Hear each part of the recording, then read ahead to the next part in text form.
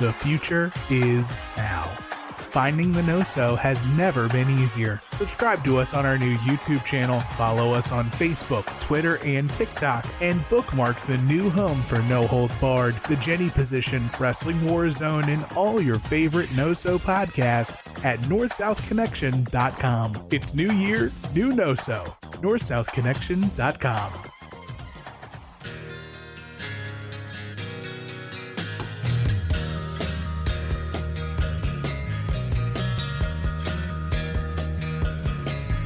Give me danger, little stranger, and I'll give you a piece. Ladies and gentlemen, the next United States Heavyweight Champion, Ravishing Rick Rude! There's nothing in my dreams, just some ugly memories. Kiss me like the ocean breeze. Please welcome the newest members of the Dangerous Alliance, Arn Anderson and Larry Zbyszko! Will be my lover, I will shiver and sing.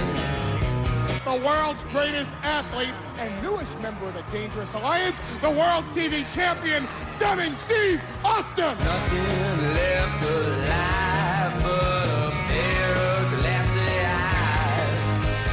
Raise my feelings one more time. Please welcome one of Sting's best friends and a little stinger himself, ladies and gentlemen, beautiful Bobby Beaton!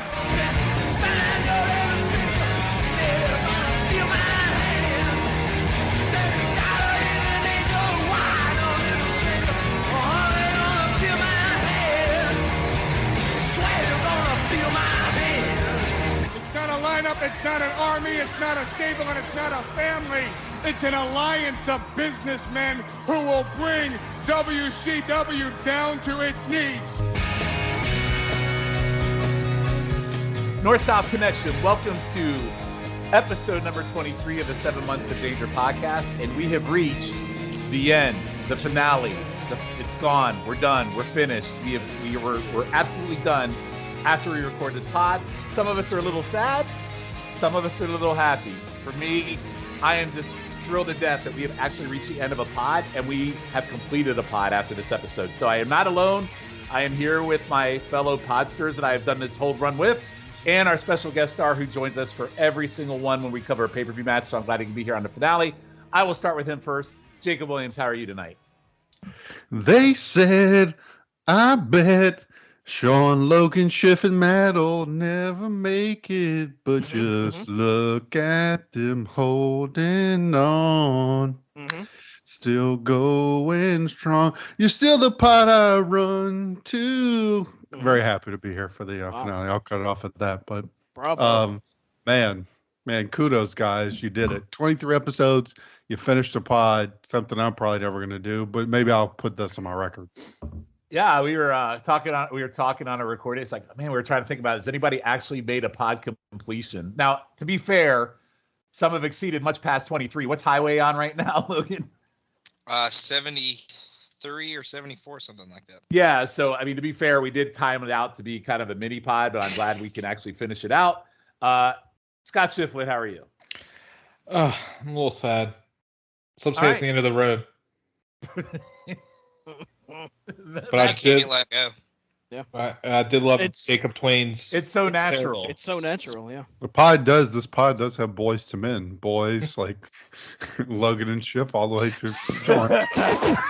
An old man. Boys Actually, Schiff's older than Sousa, so Sousa. Yeah, it's true. He's the youngest in spirit, though. You're younger than Schiff? That is 100% true. I am. He has a boyish spirit. Oh my God, I have to redo everything. I can't call you Uncle Matt anymore. Okay, I have to rethink this. You couldn't That's call why me it we always said before. it never made sense. My God. You don't even know the ages of your children. God damn. Or your brother. All right, Matt, all right, Uncle Matt Sousa, how are you tonight? Hello, doing great. Yes, I am very young. I am a boy and a boys to men. But glad we're here. Kind of glad we're done. Not gonna lie, but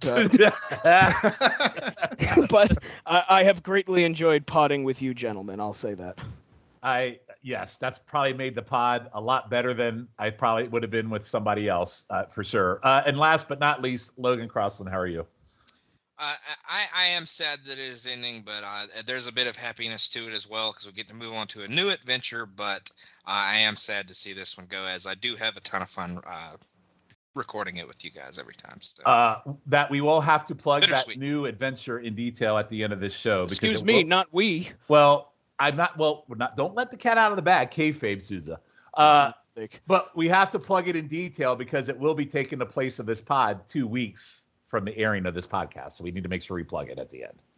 Right? Yeah. Correct. Mm-hmm. All right. So moving on. So we are going to open it up with our Meltzer notes. And we have a lot of Meltzer notes tonight, obviously, because we'll cover War Games. Then we cover the absolute end. So there's quite a few things going on in Meltzer notes. So we're going to open it up. What I'll do is I am going to open up this first big one first. And then I'll go around with everybody for their thoughts because this one's pretty major news. So this is from, this will also cover this pod.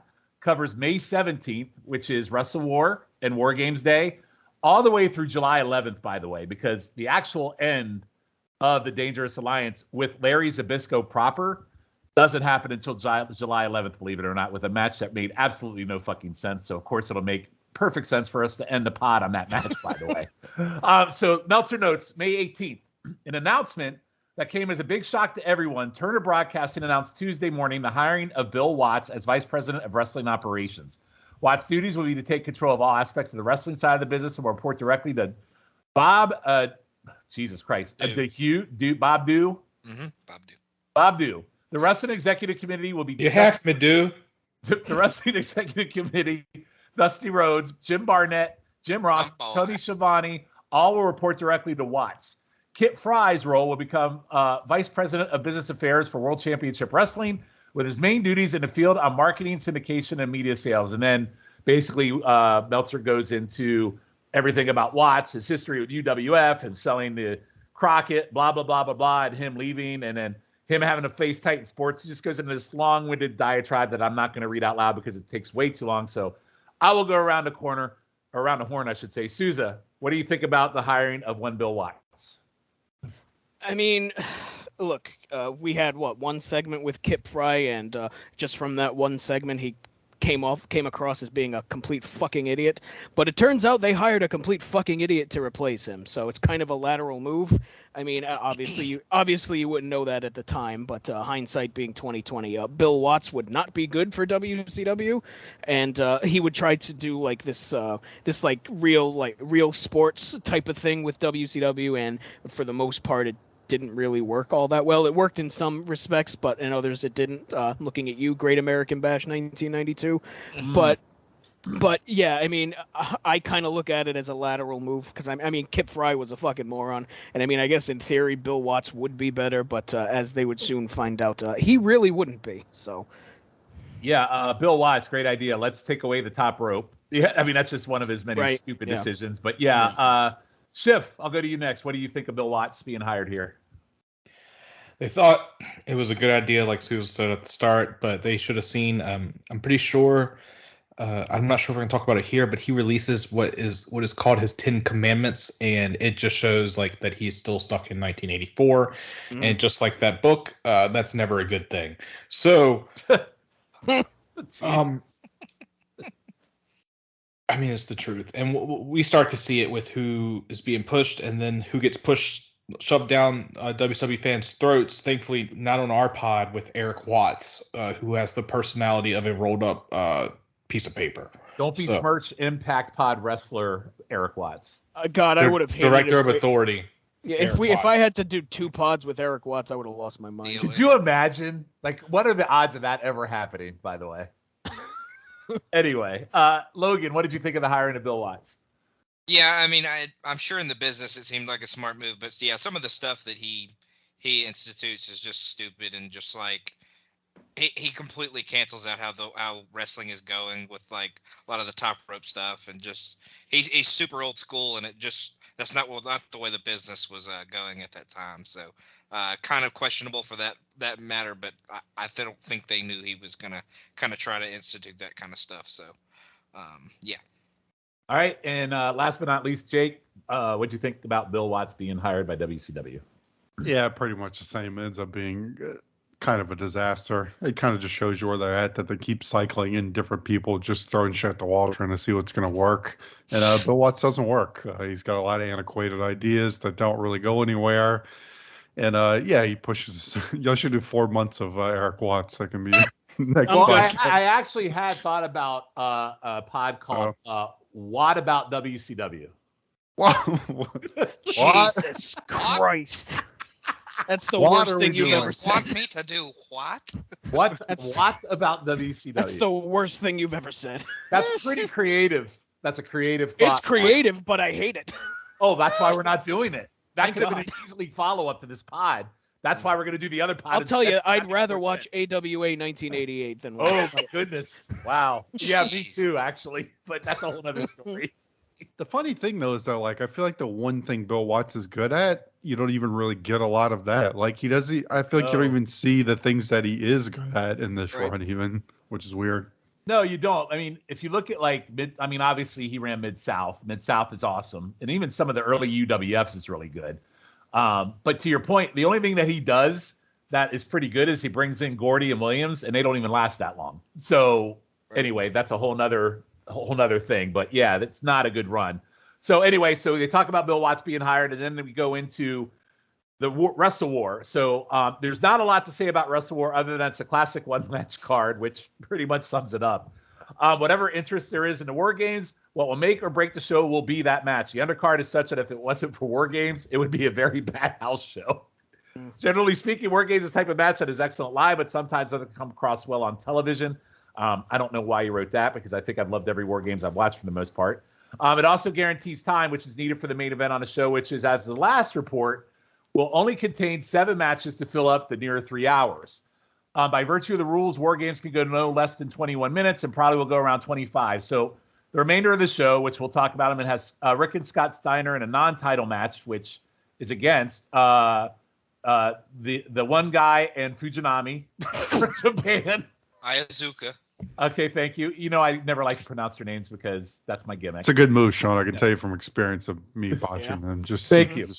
In a match to determine the number 1 contenders for the IWGP Tag Team titles, which is currently held by Bam Bam and Big Bam Vader. God damn it, why can't we got that on Wrestle War?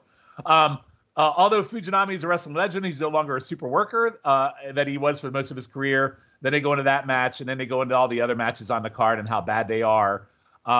They said it shouldn't be that difficult to paper the house where it'll look good on television, but it's not a good sign when WCW isn't able to fill up a medium-sized building with paid fans in its most consistent city of the past 2 years for a pay-per-view show. I mean, again, the undercard, when you put all your main eventers in the big main event, you're pretty much screwed. And I'll have you guys comment on that. And then the last note that I have, last 2 notes before we talk about War Games. Center Stage, and I'm talking about this because this happens at the taping before War Games, but it doesn't even air until after War Games. Center Stage drew a packed house of 850. All were free, by the way. Nobody paid to get in. On May 11th for WCW Saturday Night tapings. They taped 3 shows. Show, which airs 5:30, has Ricky Rackman of MTV's Headbanging fame as guest host. Well, then he becomes the WCW DJ during Nitro. Correct. The TV main event saw Great Muta win 2 straight falls against Brad Armstrong. It started slow, but the last few minutes were great. The final show for June 6th has Dangerously as guest host. Missy and Medusa wound up arguing to build up their Bikini Showdown, which is at the Beach Blast pay-per-view. Medusa takes off her jacket to real fishnet one-piece suit, and Missy got mad and started taking off her clothes, but Doug Dillinger held her off. And then it also featured the taping debut of the Lightning Kid's Sean Waltman in his tryout match that supposedly looked really, really good. And then the last note I had is Mr. Hughes and Richard Morton were both given notice that when their contract guarantee money contracts expire, they won't be renewed, although WCW will book both of them on a nightly basis if they are needed. Matt, any thoughts on those final notes before I go around and then we get to our first watch? Yeah, I mean, well, they're struggling to fill the building for Wrestle War because the build hasn't been good. I mean, Jake, by the way, as of this recording, we covered the build to War Games in our previous episode. Dangerous Alliance went 0-6 in all their matches leading to War Games. Right.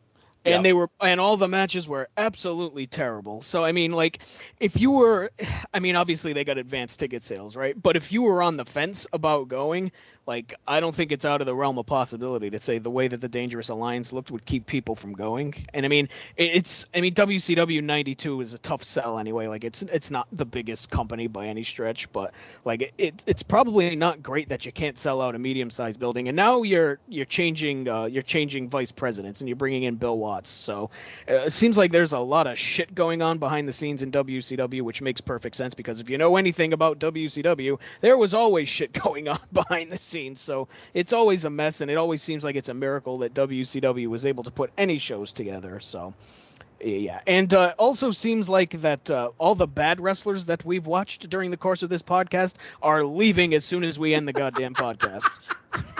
It's kind of fitting that we're ending the pod that way, by the way. Schiff, what did you think of all that stuff? I mean, it's fitting that WCW can't sell out. I mean, look what they did with. I know you don't. I can't remember if you don't like them, Sean. Sorry, it's a lot of stuff that you don't like. Accurate. The Flair Steamboat match, the second one, they didn't even sell out in Louisiana. That match bored me. Yeah. In Nolans. Yeah. Okay. Point proven. So another great WCW match is having trouble selling out, and when they turn it around, it's not like they're having like banger matches besides the undercard. So who knows? But yeah, it's pretty sad. But yeah, when you have 10 wrestlers tied up in a match, what the hell do you expect? The undercard is going to be shit. Yep. Jake, any thoughts?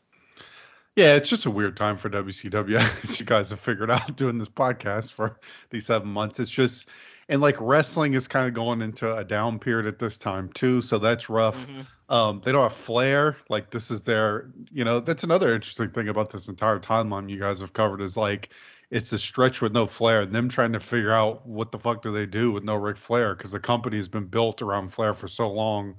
Like, them trying to figure out, is Sting the guy, is Luger the guy, like, just figure out what do they do to draw without Ric Flair. And to me, that's a lot of this. And yeah, it's not shocking just because they're just not in the, even if this this whole angle is kind of looked back on with a lot of nostalgia, I don't think they were like doing gangbusters business wise. And they weren't doing gangbusters matches either, to be perfectly honest with you. Logan, what final thoughts before we jump into Wrestle War?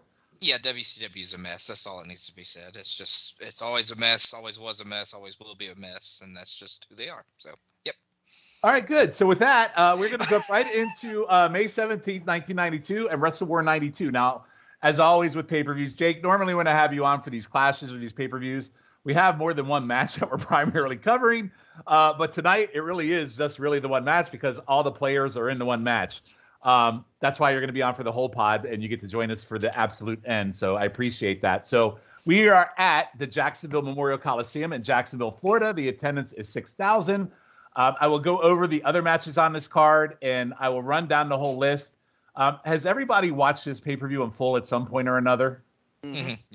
Yeah. All right, so I will let you guys comment, and as you will. I will go up first for the WCW United States Tag Team Championship, which should have been put to bed a long time ago. Podcast favorite, the Fabulous Freebirds, defeat Greg Valentine and Starrcade 91 MVP, the Tailor-Made Man in 1602. Schiff, any thoughts on that match? No, as when you asked if we had seen it, and I realized I was on mute. I had never seen anything but the match.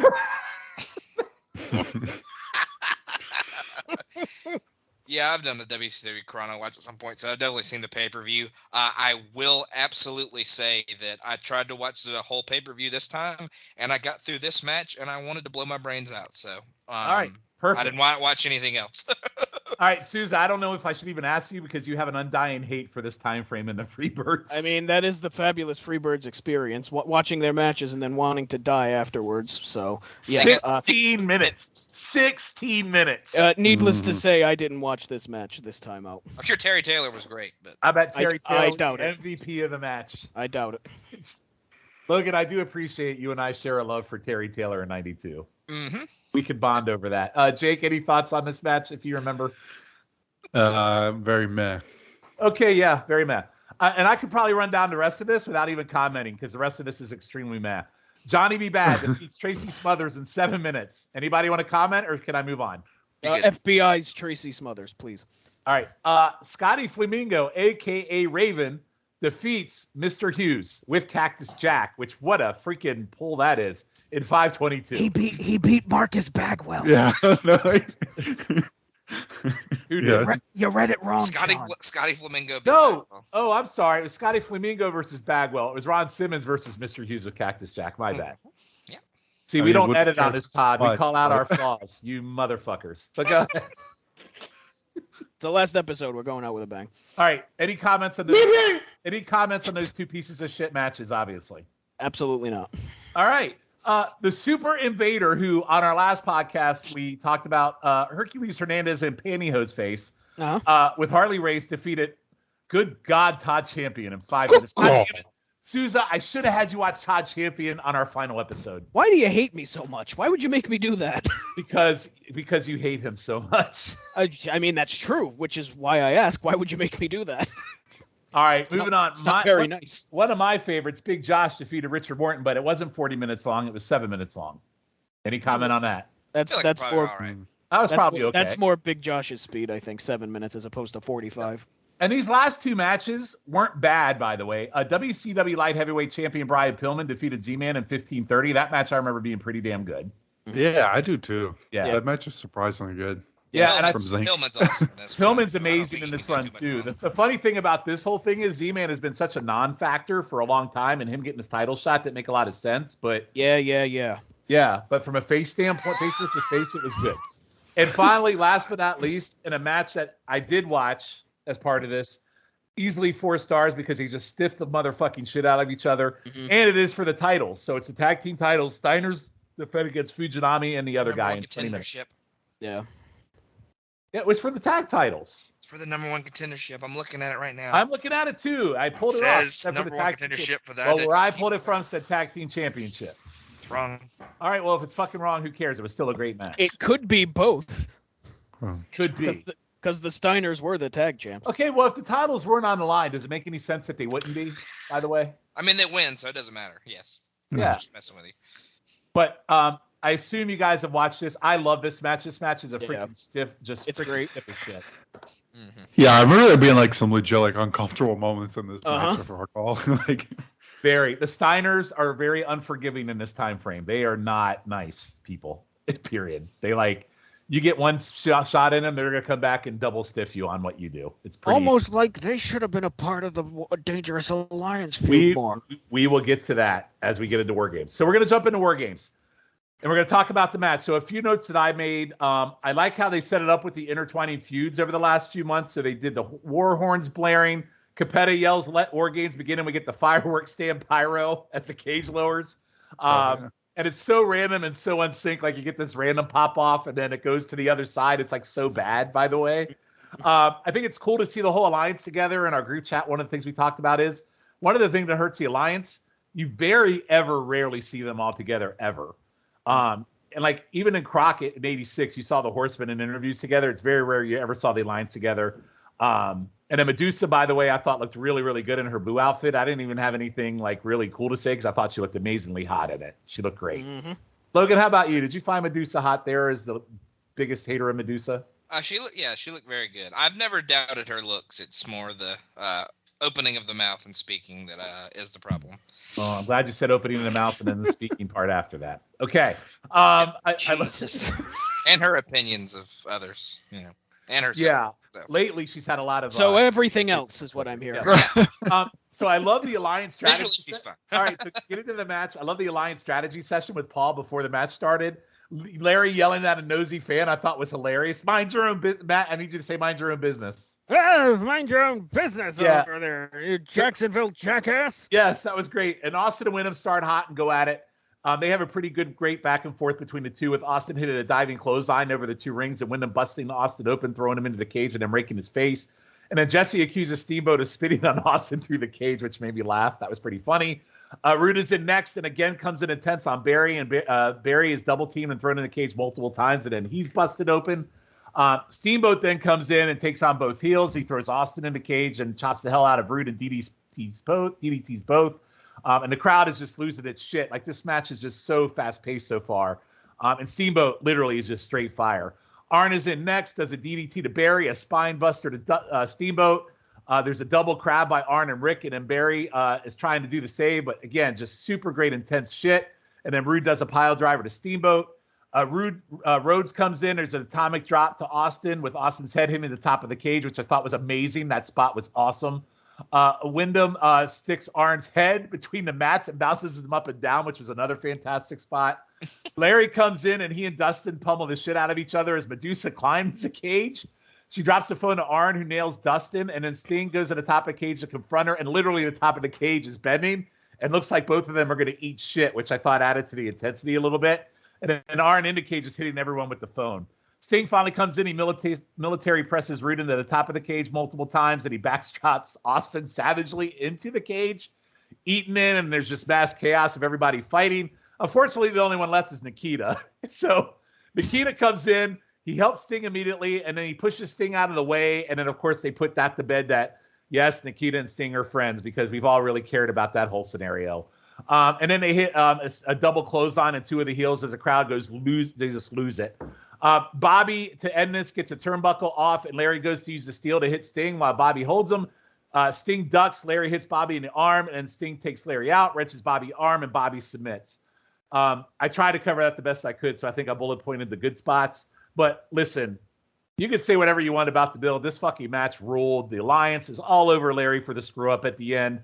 This match, easily 4.5 stars, could probably be convinced to go more. It is still, to me, the greatest War Games match ever, and I thought everyone in this match just fucking did phenomenal. So, Logan, I'm going to go to you first. I went a touch higher. I went 4 3/4. I'll get into why as I go through my notes. Given the recent rivalry, I thought it was really smart to start with Wyndham and Austin. I thought the first little period with them two was awesome. Quite a few brutal spots, quite a few awesome spots as well. Sending in a heavy hitter like Rude early shows that the DA is pretty desperate to win this one, and they get the advantage early and kind of hold it. Really beat up on Wyndham for a little bit.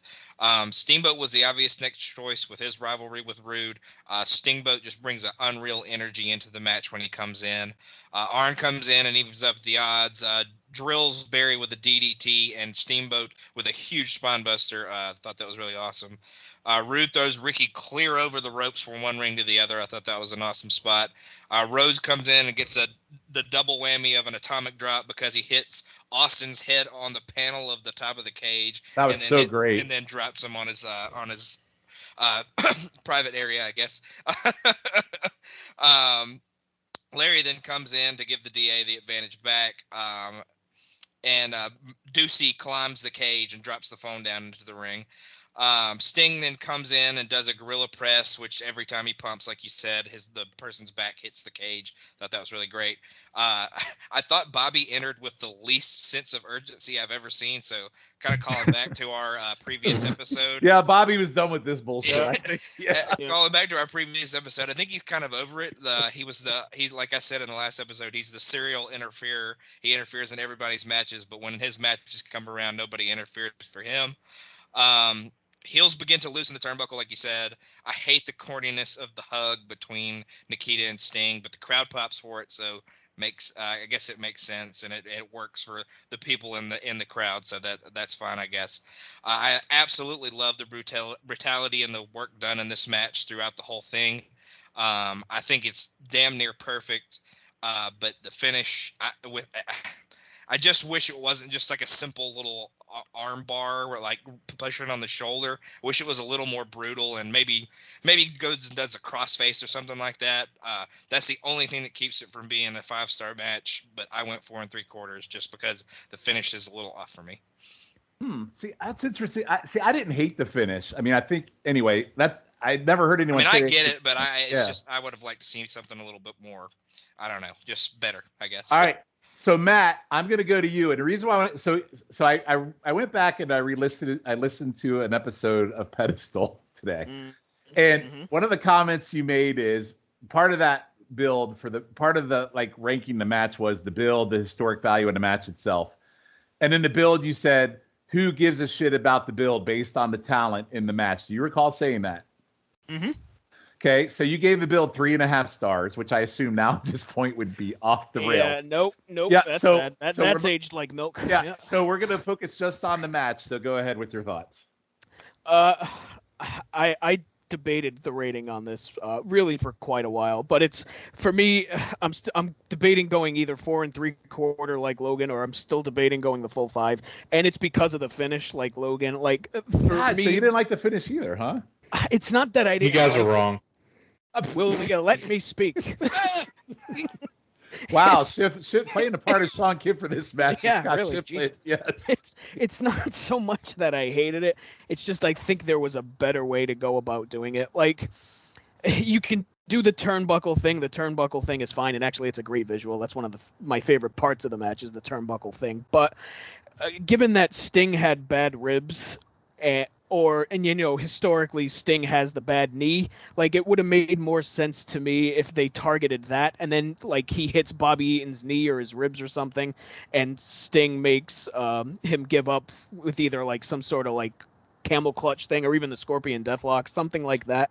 It's something about it being just like a weak arm bar that bugged me more here than it ever really has, because I just never really thought of it that way. But then watching it here, it's like, man, you got this brutal fucking match. Guys are bleeding buckets. The ring mat is a mess and stained with blood, and then it just kind of ends with a simple arm lock. And I know it's an arm lock after getting hit with the turnbuckle, but I don't know, for whatever reason, watching it here, it bugged me more than it ever really has. But with all that being said, I mean, it's a fantastic match, and I do agree with the point I made on Pedestal where the build really doesn't matter. This match is so stacked with talent, and everybody is on, like, to the point where I thought to myself, like, where the fuck has all this been during the entire build? This brutality, this violence, like we didn't really get any of that save for the Steamboat Rude stuff, right? So it's like, where the hell has this been? Like, if it was a lot more like this, I think we'd all be gushing over it. And the build just never got to that point. And I know it was a different time. They probably couldn't get that violent on TV like they could now, but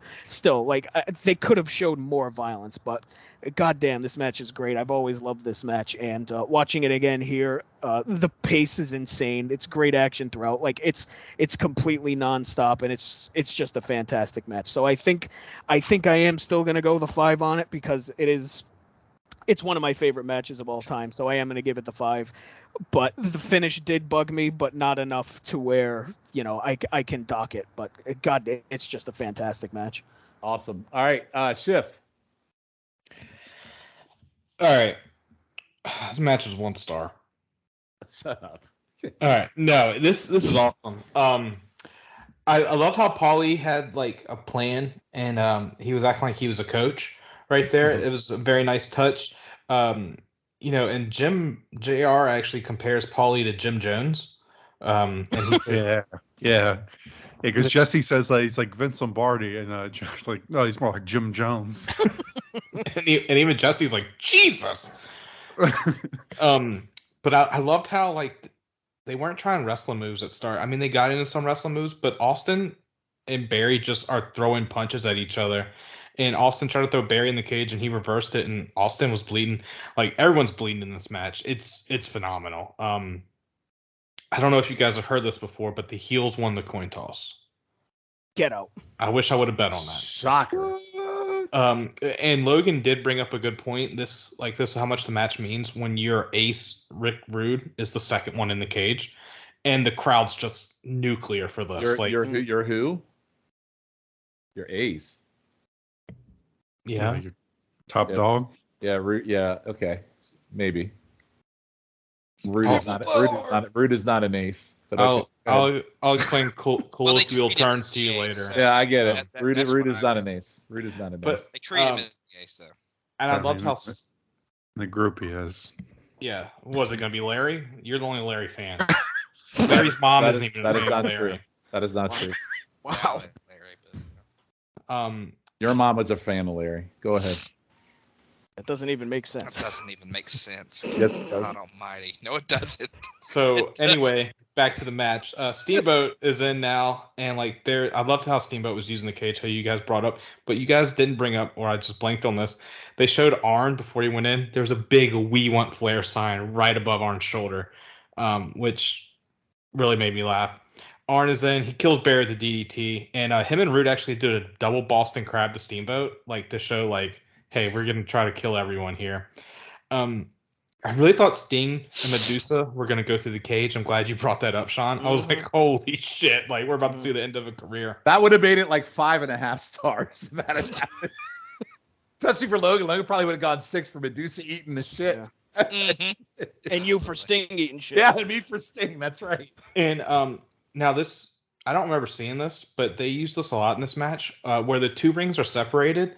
There was a lot of like putting the person's head in between them and just like doing like the wishbone spot. Yeah, the orange spot was amazing. Yeah, Sting and Steamboat did it to Rude as well. And it's just blood everywhere. And like you see where they're starting to do is they're starting to loosen the turnbuckle, and Jim Ross is like, "What's going on?"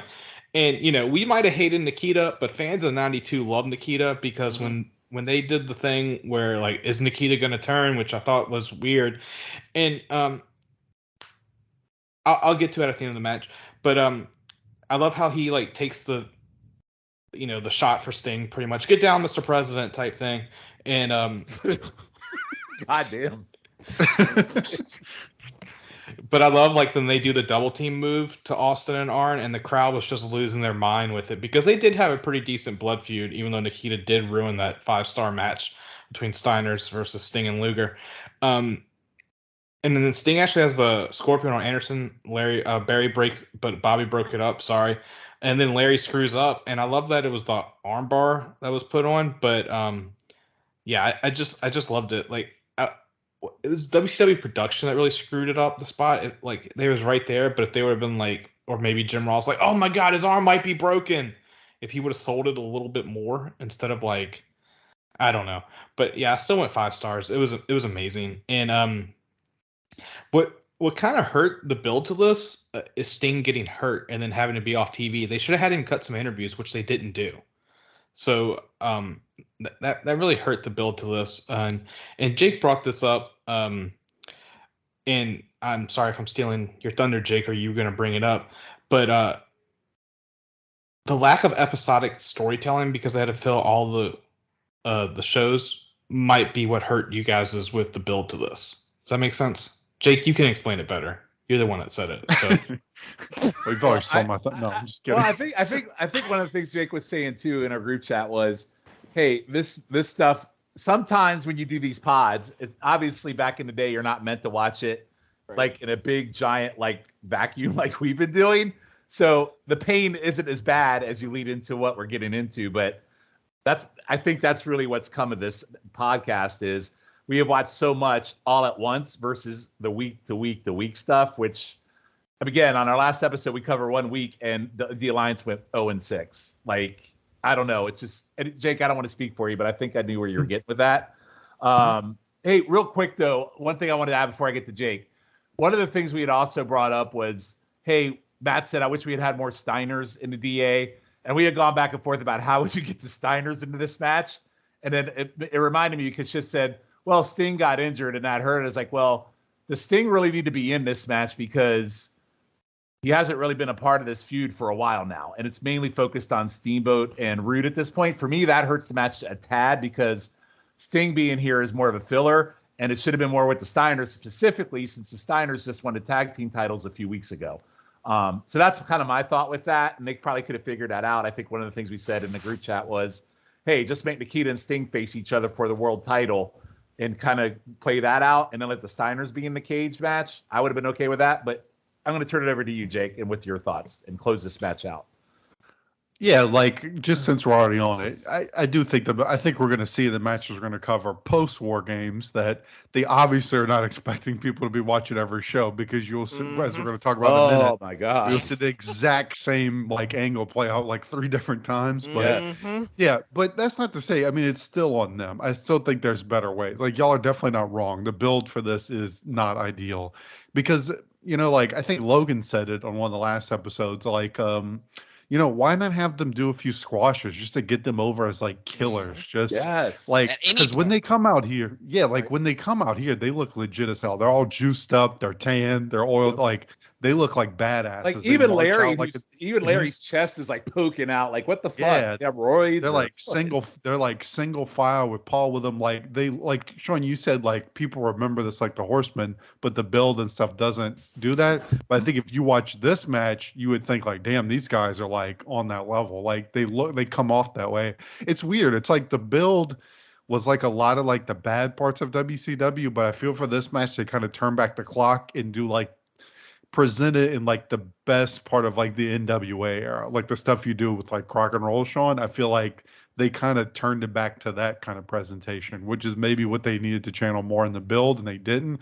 Instead, they just kind of did like wishy-washy TV matches because they wanted to fill all these, syndicated shows or whatever, and it kind of hurt it. But at least when they get here, it's like, I mean, it's off the chain because the intensity, like the crowd's into it. Like, I like at the beginning too. It's intense, but like both like they're kind of defensive and like I like the blocking the cage too at the beginning because they're kind of teasing you at first, like you know it's coming, but they're both of them are blocking the cage, and finally people start going into the cage. Like everybody said, I love Rude going in early, kind of changes things up from maybe what you'd expect in the structure of a match like this, where the perceived top person is going to go in last. I like how focused Arn is when he comes in. He's laser focused on what he's doing. Jesse and JR are awesome, even though I think they don't have great chemistry. Again, everybody was just clicking, even on commentary. Like, I love Jesse whenever a Steamboat comes, he's like, that's all his girlfriend screaming for him or whatever in the crowd. Like, always making it seem like he's like fucking around with his wife, which is great. Um, I'd never you read the Meltzer notes, and to me, it's insane that he says that it doesn't that War Games doesn't come off well on TV because, like you, all the ones I've seen before this, and to me, this match, like visually, is one of the coolest matches visually like I've ever Well, seen. Jake, a lot of Meltzer's notes we make fun of because he's an idiot. This is to be honest. He But really like is. when they do the wide shots of the whole ring, it's just like chaos with all these guys flying around. There's blood everywhere, and it's still like they haven't quite up to production value like they will when Bischoff comes in, and like it still kind of has that gritty presentation, like with the camera and stuff. I mean, it just looks fucking fantastic. Like it's one of the coolest things like you'll ever see in wrestling when they hit those wide shots. Dustin's fantastic when he comes in, like perfect pairing too. Like Dustin coming in like super hot, and then Arn Stooge in form is amazing. Um, like the heat's off the chart. They do kind of establish too. I like that Larry is sort of the weak link even before the ending. He's kind of fucking up in the middle a few times, which is good. They all look like complete shit by the end of this. Like Dustin is just like he looks Yep. like a massacre. Wishboning Rude is just total chaos. Like I did like too that if they did plan on a lot of these spots, like you don't really see a lot of them. Like they don't do any like, and again, not saying this is the worst thing in the world, but like where each team's on one ring and they're staring off or anything like that. It's just complete chaos from the moment it starts, which is, it's awesome. Actually, good camera work by WCW catching Nikita taking the bullet for the president. That was a great analogy, by the way, Schiff. Very well done. Yeah.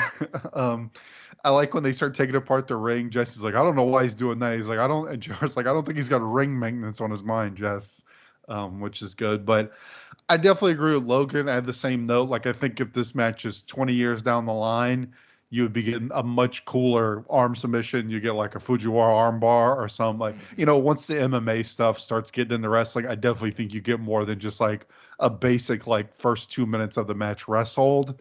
But there's so much else good in this match. I kind of let it fly. Larry makes sense as the fall guy. That's kind of a funny thread throughout the whole pod you guys have done too. Just Larry being Larry. Of course, it's fucking Larry who cost them at the end. But yeah, it's 5 for me. This is like one of my all-time favorite matches at any company. Just all the presentation, everything about it, the guys in it. Even if the build is shaky, whatever it was, they were just all locked in on this night and like knew what they had to do.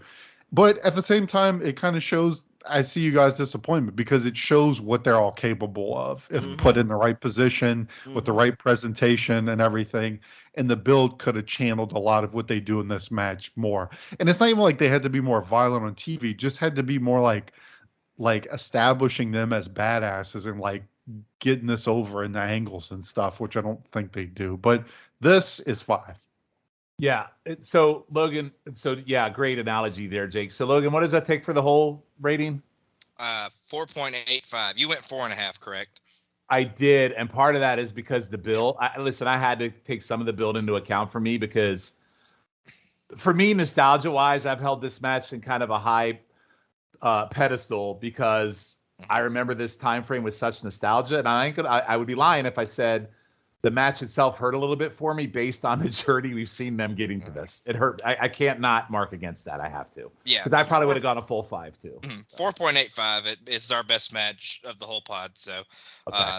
number one, it beat the Enforcers match from this Clash by 0.10. So Wow. there is that. But I know we've talked about pedestal a couple of times. I think I only went like 4.25 on it when we watched it for that.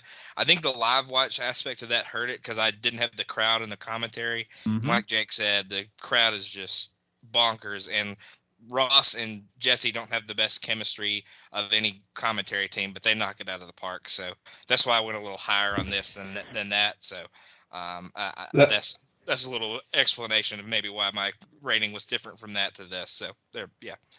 That's why I wish that Tony was on the call, because JR has openly said in the years that They hate each other. that he hated Jesse because Jesse was making more than JR. And Tony, from listening to his pod, yes, he's a suck up. He even admits it, but he said he always enjoyed with Jesse. And hell, we talked And you about can it. tell. And we talked about it on the last episode. Jesse broke Tony so much that he had to mute himself because he was laughing so hard. Mhm. So it just would have been a fun time. I mean, we probably wouldn't have got the Jim Jones analogy, but I think it would have been better, and Jesse and Tony would have enjoyed themselves a whole lot more.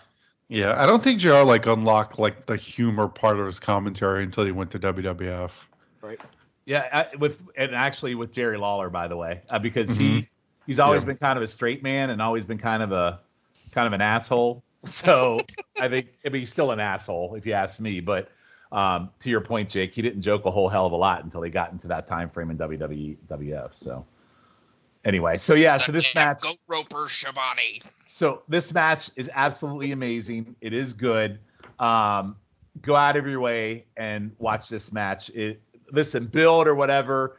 Even though we've kind of shit on a lot of the things that we watched on this pod in terms of the journey, the matches we watched, this is still an all-time great match. Go out of your way to watch it. And the other thing that's funny about it is everyone kind of correlates this with the absolute end of the alliance.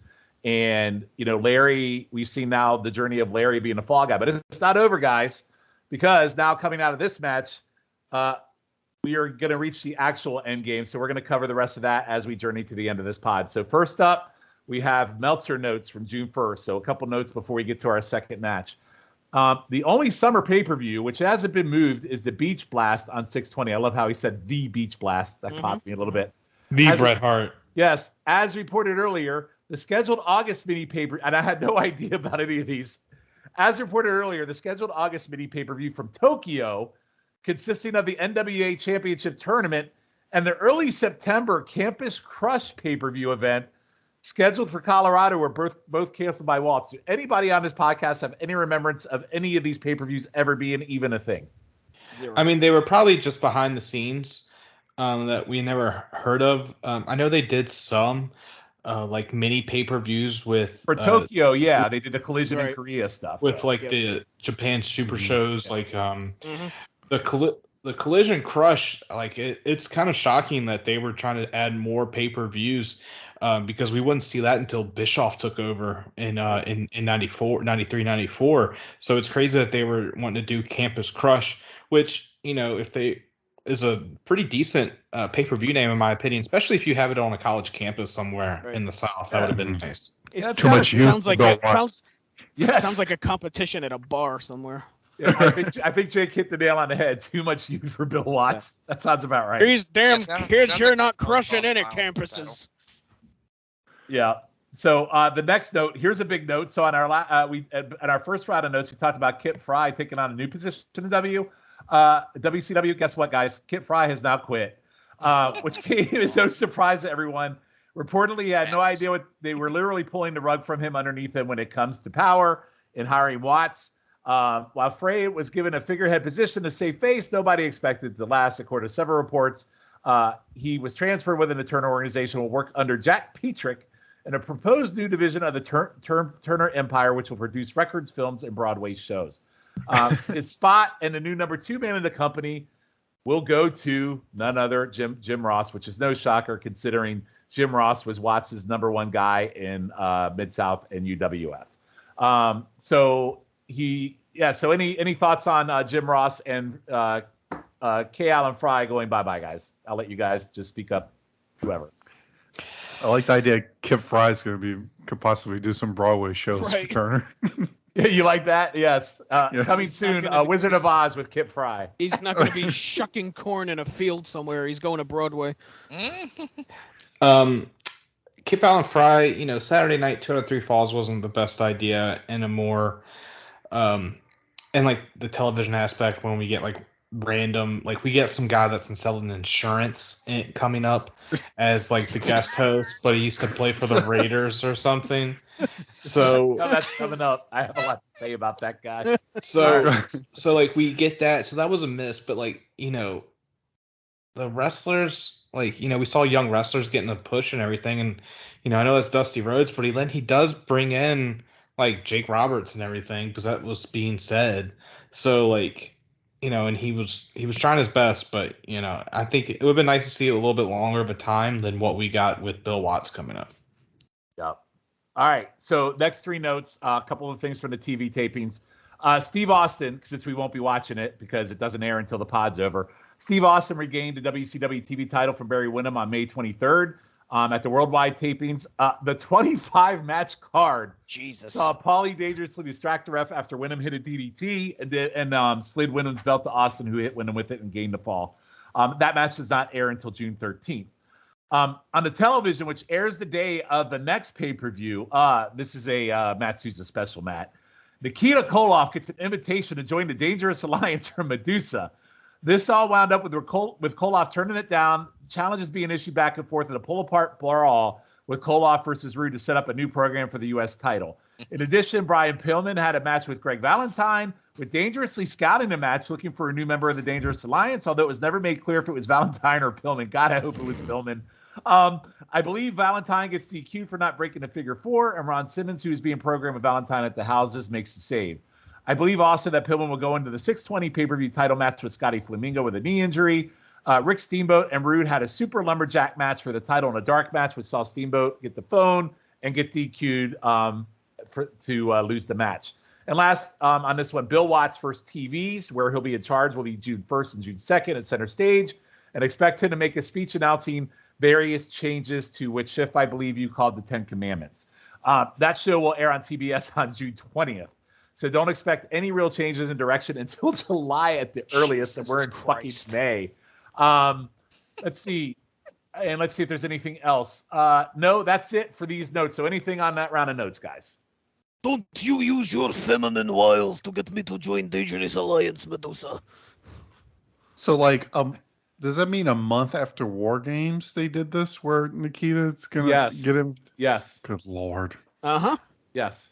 Because they still, I wonder if that airs. Because it does air. Because they still have the Rude Steamboat match they have to get through at the next pay-per-view too, by the way. Fucking God.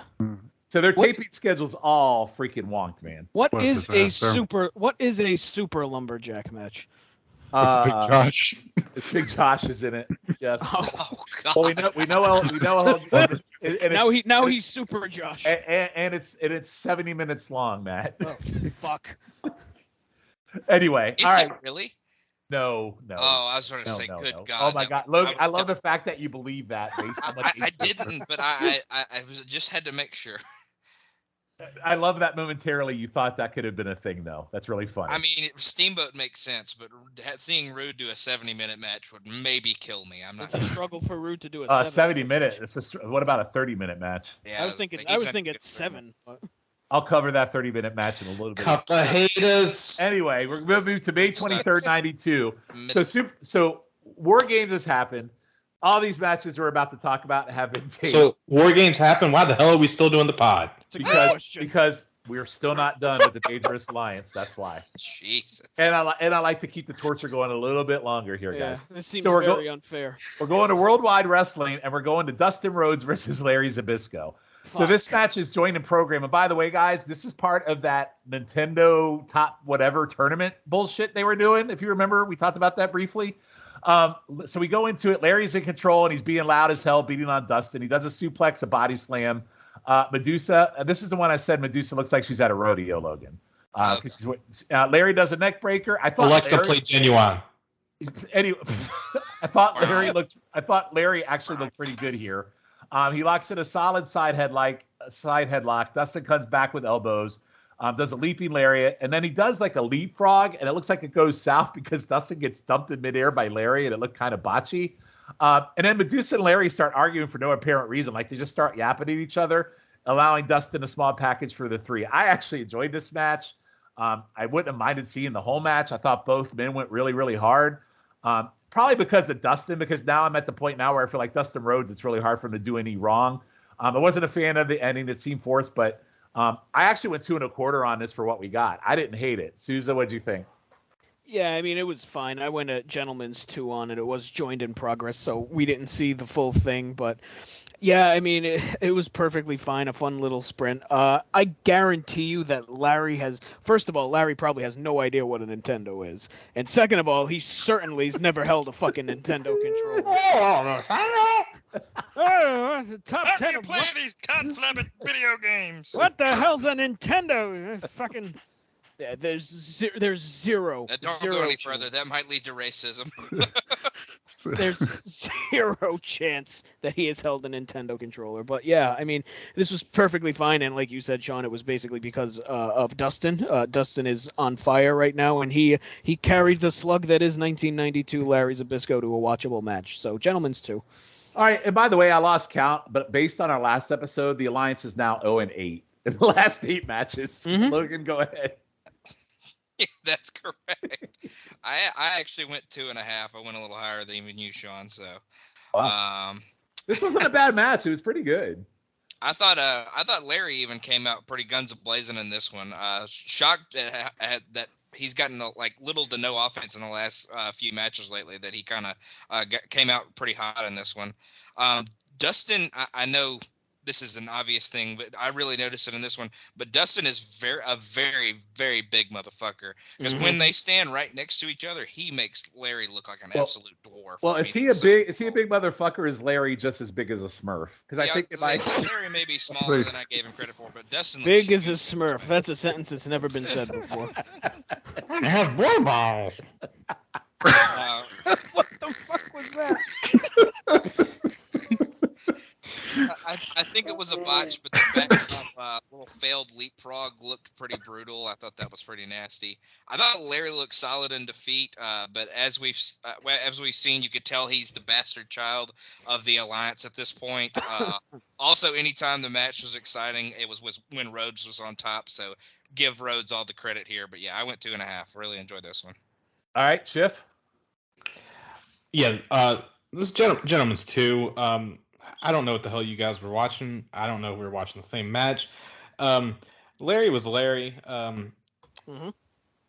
Dustin is awesome in it. Larry was Larry. I thought Larry was better than Larry usually is in this match, to be honest. Yeah, he was great until he almost killed Dustin on a body drop. Well, I kind of like that, too, because it looked bad. Looked horrible. Doesn't make any damn sense. Because it looked like he was...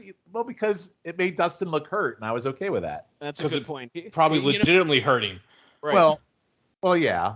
I mean, it's a struggle to lift someone like Dustin Rhodes being as big as a Smurf. Yeah, when you're Papa Smurf trying to lift up Gargamel, it's kind of hard, man. What a pull. But before Larry killed Gargamel, Dustin hit a reverse neck breaker to a backslide, neck breaker to a backslide, which I enjoyed with the inside cradle. I went 2 stars. It was a fun match. I'm seeing enough Larry matches to last a lifetime with this podcast, so. Oh yeah, I'm Schiff. This match sucked, and I went a 1/4 star less than you, Sean. Jake, what'd you think? Wow. That was unnecessarily punchy. But wait, there's more Larry. Don't worry, we got plenty of Larry on this show tonight. Jake, what'd you think of this one? Yeah, I went 2 on it. I think it's a good dynamic because, like, all Larry really has to do in this is like keep cutting off Dustin. He's such a good face, and he keeps fighting out from underneath, and he's got a lot of fire, so it works out okay. You could definitely see them sowing the seeds already of where Larry's going because Tony's like putting him over pretty good, like as a face almost, like almost talking him up like he's a face already. So you kind of see where this is going. But yeah, and then Larry, the miscommunication just the beginning of this very intricate storyline that we're about to play out of Larry fucking boy. up. All right, so I didn't mean that, Schiff. I love you. I'm sorry. I didn't mean Yeah. that. I mean, Love you like too. that. It's fine. By the way, I like the really good last day of school energy from the crew here tonight. Well, I also Got us love doing that. work on the last day. God damn it! what did you rate that, Jake? I didn't hear you. I gave it a 2. Okay. The other thing I like is other people are playing my role tonight, so I don't have to be the biggest asshole because other people are doing it for me tonight. So I really Sounds appreciate like that. Palpatine. Like yes. Sean Kidd, right? Let the evil flow through you. All right, so we're gonna go to Saturday night the same weekend. Okay, so this watch makes me furious. This whole this whole episode drives me bonkers. So I'm going to start with the fucking opening promo about our main event tonight. It is the same promo we talked about on our last episode, or the same match. 2 out of 3 falls. It is Dustin, Nikita, and Steamboat versus Who can say? Who is it?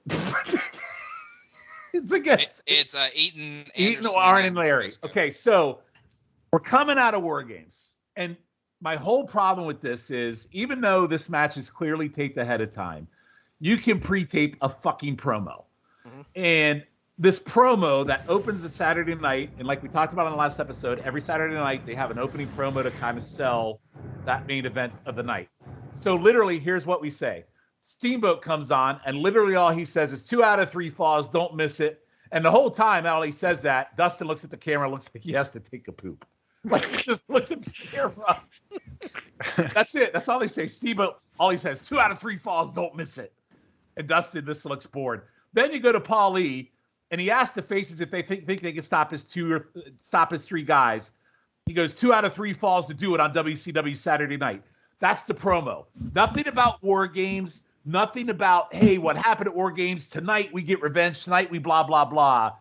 It fucking made me mad. You just got beat at this brutal war, and to pimp your Saturday night show with a 2 out of 3 falls match coming out of that match with people that were involved in that match. And this is what you're going to fucking give me with a promo? Go fuck yourself. This made me freaking irate. Anyone else? Green roster kid.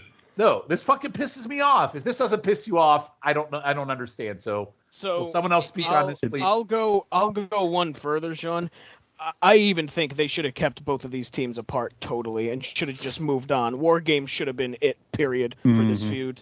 No, I don't disagree. But if you're going to do it, and if it was pre-taped, at least fucking make something out of it. No, right. I agree with you. It's so weird. It's so weird.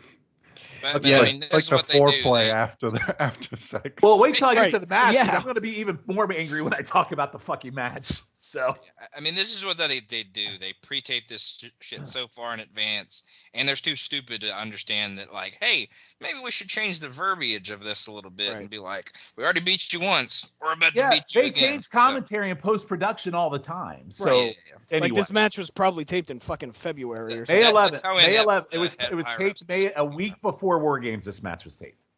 May 11th. Maybe they didn't know what was going to happen. Fuck off. Oh my All right. So anyway, so the next segment is a follow-up. Next segment. Next segment, baby. Next segment is follow-up. It's follow-up. Falling apart. It's follow-up to Schiff's favorite segment of our last episode with the. It was top 5 of the whole thing. No, it was. Hey, Jake, did you watch that whole Rick Rude and the women accusing Steamboat of having an affair thing? Did you watch that? I did not. You're better off. You're better off. So anyway. Okay. No, so you need to DDP watch it. So It's required DDP comes viewing. out, and this is where I'm going to bring up the Oakland Raider guy. I don't even know who he is. I just said some bowl cut dude with a Dave bowl. Casper, famous for the play Ghost to the Post in the 1970s. I just put so. some bowl cut Oakland Raider guy who looks lost as a co-host with JR. And what? Some bowl cut Oakland Raider guy. That's what he's got a bowl cut. He bowl looked. cut. I was thrown off. He works 18 hours a day, Sean. Like All this right. guy, poor guy. Working But it sounds hard like on the go. he hates his fucking job. Every time they talk to him, Clearly. he's like, I'm just really glad to not be selling insurance right now. All right, but In anyway, Podesky in Minnesota or something. they bring out DDP for the weekly sit-down interview. And by the way, DDP looks ridiculous in his red cowboy wear and boots. And I don't know if you saw this or not.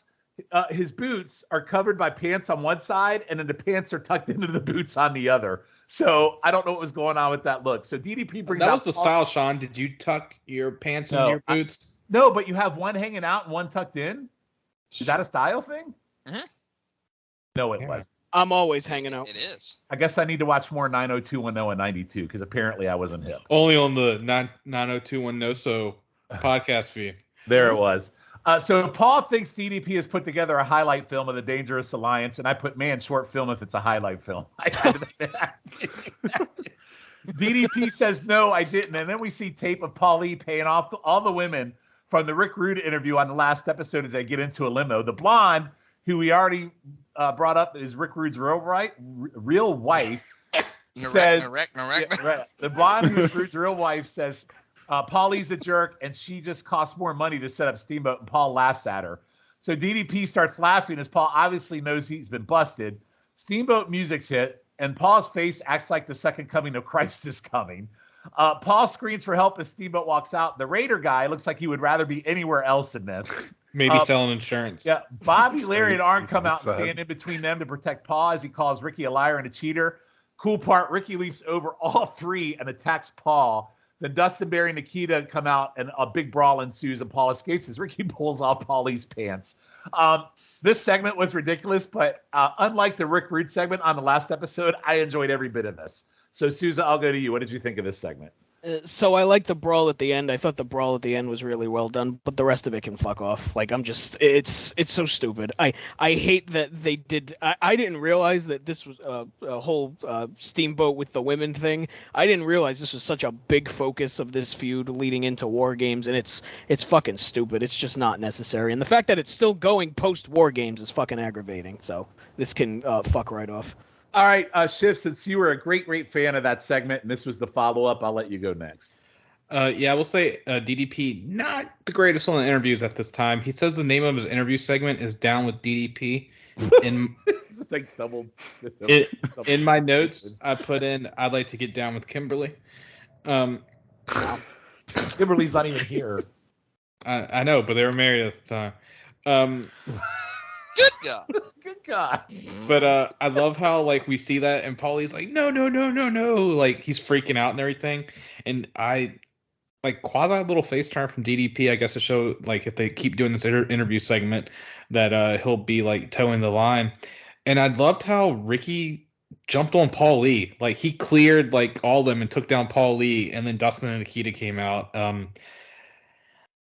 It set nice heat for the match to come up, but like Jake said, like, they should have been kept away from each other. It should have been a couple years ago when KO and Sammy had the match, and they're like, they can't fight each other anymore. Well, then they fought each other 6 months later, but be damned stipulations.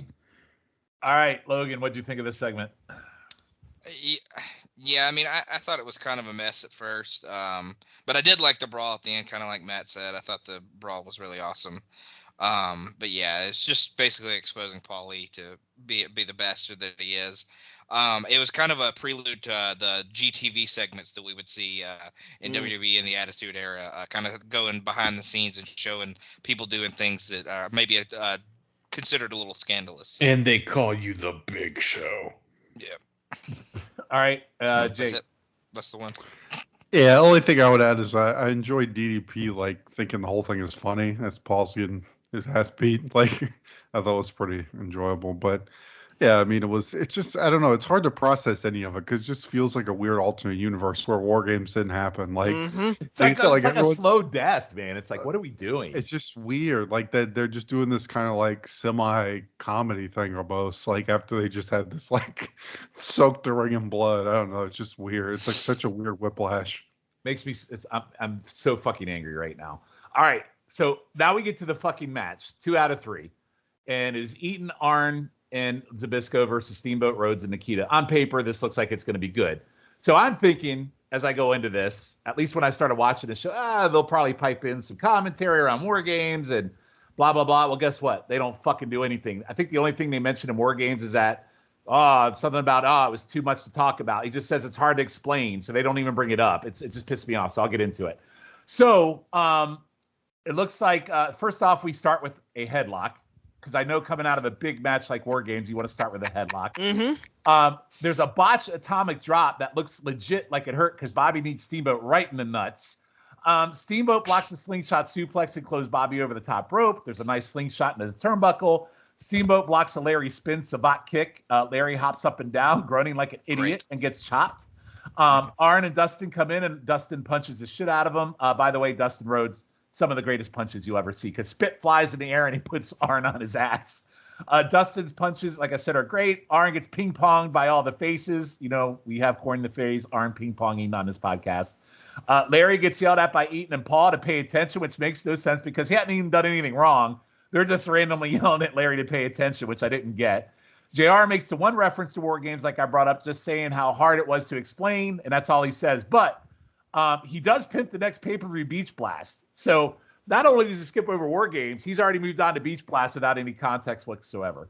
They tag in Koloff. He hits a drop kick and a suplex on Bobby. Larry gets beat up by Nikita, but Larry hits a nice back suplex. Larry has control on Nikita, but Nikita tags Steamboat. And I did like this spot where Nikita whips Larry into the ropes, and then Steamboat off that whip comes off the top rope for 3 for the first fall. This was the first 12 minutes. Fall number 2. Faces work over Arn's arm. There's a Dustin figure 4 to Arn, and everyone comes in the ring, and all the faces get the figure 4. Dustin gets multiple elbows off Bobby, and he does that bouncing up and down off the rope spot, which I think is pretty fun. Then punches him loudly over the top rope. Dustin goes to hit Bobby outside, but Bobby ducks, and Dustin hits the post. They do some arm work. There's a nice top rope elbow from Bobby. There's a melee that ensues. Paul throws the phone in the ring. Dustin grabs it, hits Larry. The faces are DQ'd at the 20-minute mark. Fall number 3. Dustin savagely works over Bobby's arm. Arn gets in with Steamboat and hits a nice DDT, and the heels start working over the face and the nose, which I really liked. Arn just stomping his face down I thought was really good, and Bobby doing a running elbow to the nose was good. Larry hits a neck and shoulder breaker. Steamboat hits a twisting RKO neck breaker that clearly was botched and hurts Bobby's shoulder. I did read that Bobby was actually injured off that spot in a future Meltzer note, so that did happen. Arn and Nikita get tagged in, and then Larry later comes in and throws Dustin outside. Arn holds Nikita. Larry lunges at Nikita. Nikita ducks. Arn is nailed. Nikita runs at them for a sickle, but Larry ducks and Arn gets sickled. Nikita gets the third 3 count. Paul is livid. The stare down between Arn and Larry I actually thought was amazing. I loved it. Again, though, another long match, 30 fucking minutes. That's my gripe. That and zero linking to War Games Fallout. Like, the Fallout was great. They could have really built to that. And then the Arn Larry kind of is naturally where it should go as ex-teammates. And that stare down was awesome. Other than that, I thought it was pretty good. I actually wanted to see Arn versus Larry after this. I went 3 1/4. And I know that's pretty high, but I actually did not mind the match. I just thought it was too long. I'm going to go to Jake first on this one, so I'm going to swap it up a little bit. Yeah, I'm a bit lower. I thought I don't know. This whole match to me came off like maybe they knew they were about to kill themselves in that cage, so they were like taking it easy. But I felt like the first fall, I felt like nothing happened. Like it was like I thought it was okay. I guess maybe I missed something. I don't know. They just all seemed kind of like they were just sleepwalking. They look like they were like it was a commercial. And they're like, oh, it's a commercial, guys. Take it easy for a couple minutes. I'll tell you more back on or something. Like if they would be live. But yeah, just like, just a lot of holds. Like they do the figure 4 thing, whatever. But like, and then the holds just felt like dudes who are just like trying to take it easy. I don't know. Like it just, and again, maybe it's so hard to judge us because maybe after watching them beat the hell out of each other, maybe it's like threw off my barometer. But yeah, I mean, the last fall I thought was okay. Like I thought that would be, if that in itself was the match, I thought that would be okay. But everything before that just felt very blah. All the other thing I had was Steamboat. Was like seizing when he was selling, like he was convulsing. But yeah, it continues the Larry descent as we're going to continue to cover. But I went 2 1/4. So because there's just too much dead time early on for me. Like I just like if I could skip 10 minutes of the match and just completely not want to watch it at all, and it's hard for me to keep focused. I don't know. I feel like it's not good.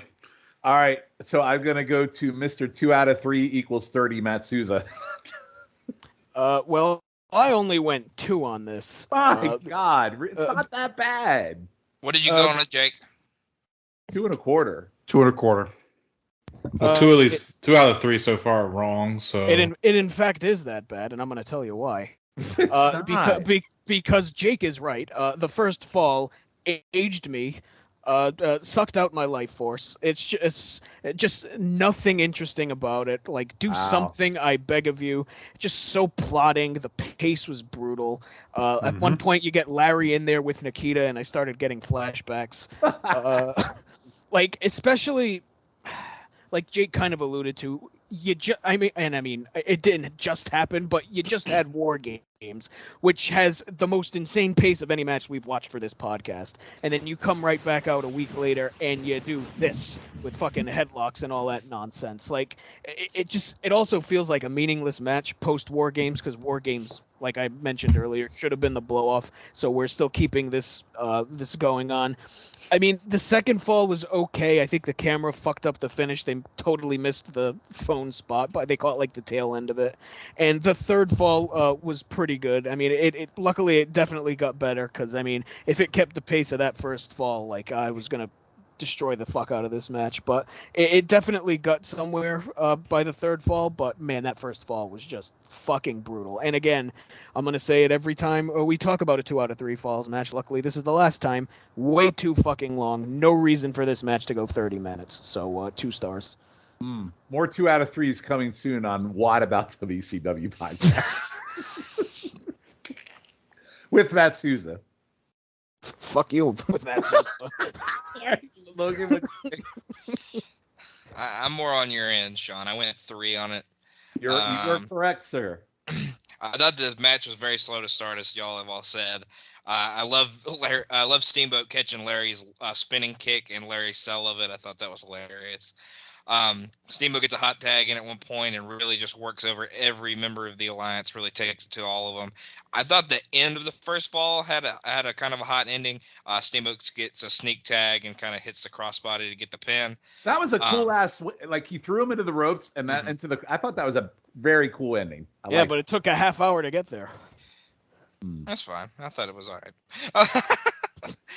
You can kind of see the cracks really definitely starting to form throughout this one, that even more than it already has before this. Lots of arguing. Paulie constantly trying to calm all the guys down.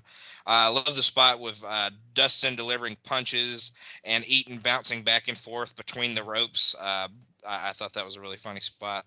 I thought it was creative to get the DA a fall without them having to get a pin or a submission. I thought that was smart to see them kind of get a DQ in there. They do the shock to Arn spot on the top rope again, where somebody just kind of pops up and Arn eyes get real big. I thought that was a great once again. Ricky's selling of the nose is absolutely obnoxious. I thought it was a little over the top. The Dangerous Alliance really wearing down and working over Steamboat in the final fall was really good teamwork. And then Larry, of course, cost them all, accidentally nailing Arn, which only adds to the dissension. And they all kind of get into it after the match. So, I went 3 stars. I do agree that the first fall could have been improved, but I did still love the whole match. All right, Schiff, close this match out. Yeah, I went 3 stars as well. I actually enjoyed the first fall, how it was kind of slow. It was like they were trying to like fill each other out type deal. I liked how Bobby reversed the Boston Crab, but Ricky was able to get the arm bar. But then like we had, I called him Hulk Koloff right here with his no selling. And I loved the out of nowhere, like crossbody block like that Logan talked about. The second fall, I was shocked that they did the DQ right there, because the DA couldn't even get a damn pin. They had to get DQ'd right there. So we get that. We get a tie 1-1. I love Ricky selling the face. I was actually okay with it because that's like a red warning label, like where to attack him. So, and then like we get Larry screwing up yet again. This is the, 2 matches and 2 times Larry screwed up. But yeah, 3 stars, and I love that it's Arn staring down Larry, about to take out his Enforcer tag team partner, it appears. Yeah, that gave me a little bit of hope. So we are now 0-9 for the last two podcasts for the Dangerous Alliance. 0-9. All right, so our next match, we are moving to June 6th, Worldwide Wrestling, and it is Ricky Steamboat and Nikita Koloff, Matt Souza's favorite tag team, versus Arn Anderson and Stunning Steve Austin. So Jesse starts commentary by saying he doesn't trust Nikita, but does praise him for stepping in up to Vader while Sting was injured. Paul is outside on the phone. Jesse says he hasn't been the same since his friend John Gotti got sent to jail, which is a nice timely references. Faces clear the ring in the opening minutes. Steamboat wraps Austin's leg around the post. Faces work the leg. There's dueling figure fours. Steamboat gets Paulie's phone. Larry from behind for the DQ, grabs the phone. And we get almost a repeat here where Arn holds Steamboat. Larry goes to clock him. Steamboat moves. Arn gets hit with the phone. Larry and Paul argue again. Arn shoves Larry, and then Austin gets between them. And this is also weird because this aired a week after the match that we discussed next, which, again, this timeline is so jacked up. So the next match we talk about happens on Saturday night, but this actually happened in syndicate. It's just weird how their taping schedule goes.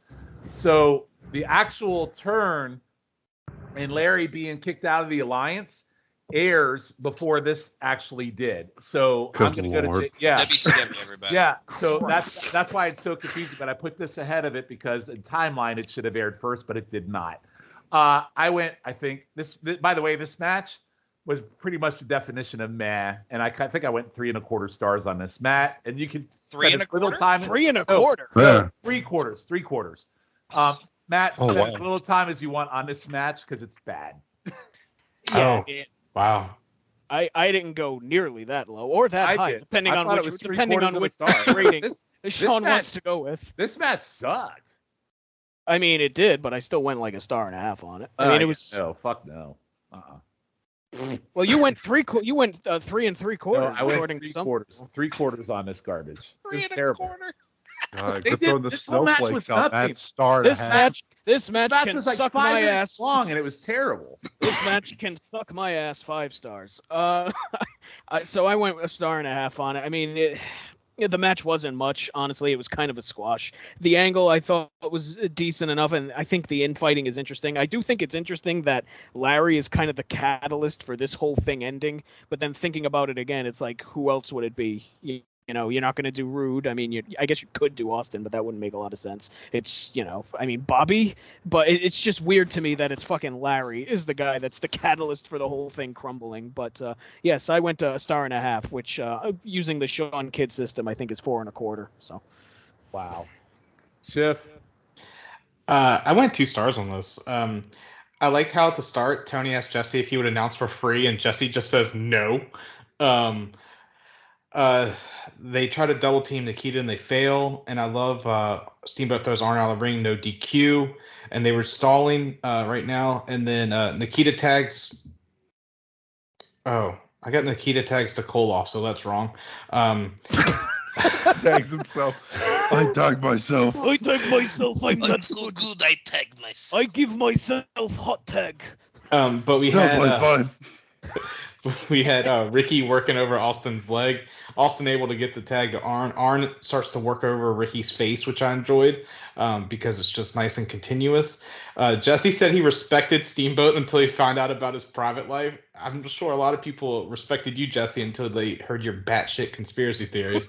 So nice spot where Steamboat and Nikita both get figure fours on Arn and Austin respectively. Paulie rakes Steamboat's eyes. Arn selling the leg from the figure four. Nikita gets in and slams his knee into Arn's nuts, just like damn.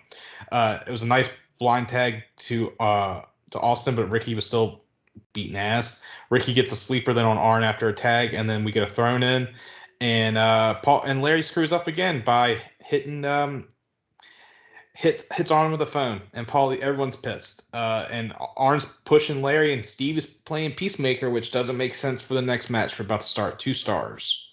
Oh, that's John Cena that plays Peacemaker. Right. Jake. Yeah, I would like 1.5 stars. Nothing great here. I mean, I think Arn and Austin selling was pretty good. The Jesse and Tony banter was really fun. Jesse's just like Sean. He says, "I just don't care for Ricky Steamboat." Just flat out. But yeah, I mean, this was the match I was thinking. I was like, okay, so they're obviously not thinking you're watching all these shows. So like, let's make sure we put pretty much the same finish for Larry, in here in case somebody missed it on the other show. To make sure, as long as you tune into something, you'll know what the fuck's going on. That Larry keeps fucking. Because you would think at some point, Paul's like their coach. He's like, all right, Larry, you're just not going out there. Like, just stay away, Larry. Like, don't go anywhere near the ring because you're a liability. But star and a half. All right, Logan. Yeah, I went star and a half as well. Matt, you said it was pretty much a squash. No, it was a squash. This was a complete squash, complete domination by Nikita and Steamboat. Like y'all said, another accidental shot to Arn by Larry. And Paulie, after the match, nearly hits him with the phone. But like Schiff said, Austin comes in and kind of makes peace of the situation. And it seems like they're still getting along, but definite huge cracks in the Dangerous Alliance at this point. So, yeah, star and a half. The creators, bro. The creators. All right. I'm sorry, what? I have no idea what we're doing or what he said. What was he talking about? He said they were He did a cracks. Vince I'm saying they're Russo great. impression. All righty then. All right. So we're gonna go to the Notable Saturday member night. of the Dangerous Alliance, Vince Russo. So we're gonna go to the Saturday night, and this is it. This is the official breakup, and this will be a match that's set up between Larry Zbyszko versus Steve Austin. So this is off the build of Larry screwing up in War Games, screwing up the last couple matches, his confrontations with Arn. What you would think though in this situation, based on the two confrontations we've seen, this should be Larry versus Arn, not Larry versus Steve, which I felt was very, very weird. So this match was made with no context and no actual build. It's just basically Larry fucking up. So JR said the Dangerous Alliance wants to handle problems internally, so that's why this match is happening. And so they're in the ring. Paul has the mic, tells Larry the DA have sat for hours in the boardroom to come up with a solution, especially after War Games. They have been friends for 13 glorious years. However, there is dissension, and everyone knows it. But instead of firing Larry, they want to give him the chance to walk away. The Dangerous Alliance like to clean their own trash, and lately Larry has been the trash. Larry turns his back, and Paul Lee loses it on him, tells Larry to obey his orders like a common woman obeys her husband. Says Larry will prove himself facing Austin. It's nothing personal. It's just strictly business. He keeps poking Larry in the chest. Larry says he will prove himself, but it's not business. It's personal, and he slaps the fuck out of Paul. Austin attacks, and the match starts, and he knocks Larry outside, beats the shit out of him. The crowd is going nuts for Larry, and he comes back on Austin into the rails, into the turnbuckle. Austin hits an awful botched clothesline off the ropes. Then there's a needed gut, another botchy rope throw that turns in Larry, and then he turns Larry into a full Nelson. Then Larry gets a sleeper. Austin runs towards the ropes, and they both fall out of the ring. Larry reverses a pile driver and backdrops Austin on the floor. Back in the ring, Larry does the tree of woe on Austin in the corner with repeated stomps and a neck breaker and a back breaker. Austin gets an eye rake, a clothesline, and a suplex. Paul keeps yelling, "You're fired," as Austin uses the ropes on a chin lock, and there's a lot of rest holds happening between the two after a hot start. Larry gets an ab stretch on Austin, and then Paul on the apron. Larry goes after him like an idiot, then throws him in the ring. Austin from behind, but Larry hits a nice pile driver and a cover, but the ref is busy with Paul.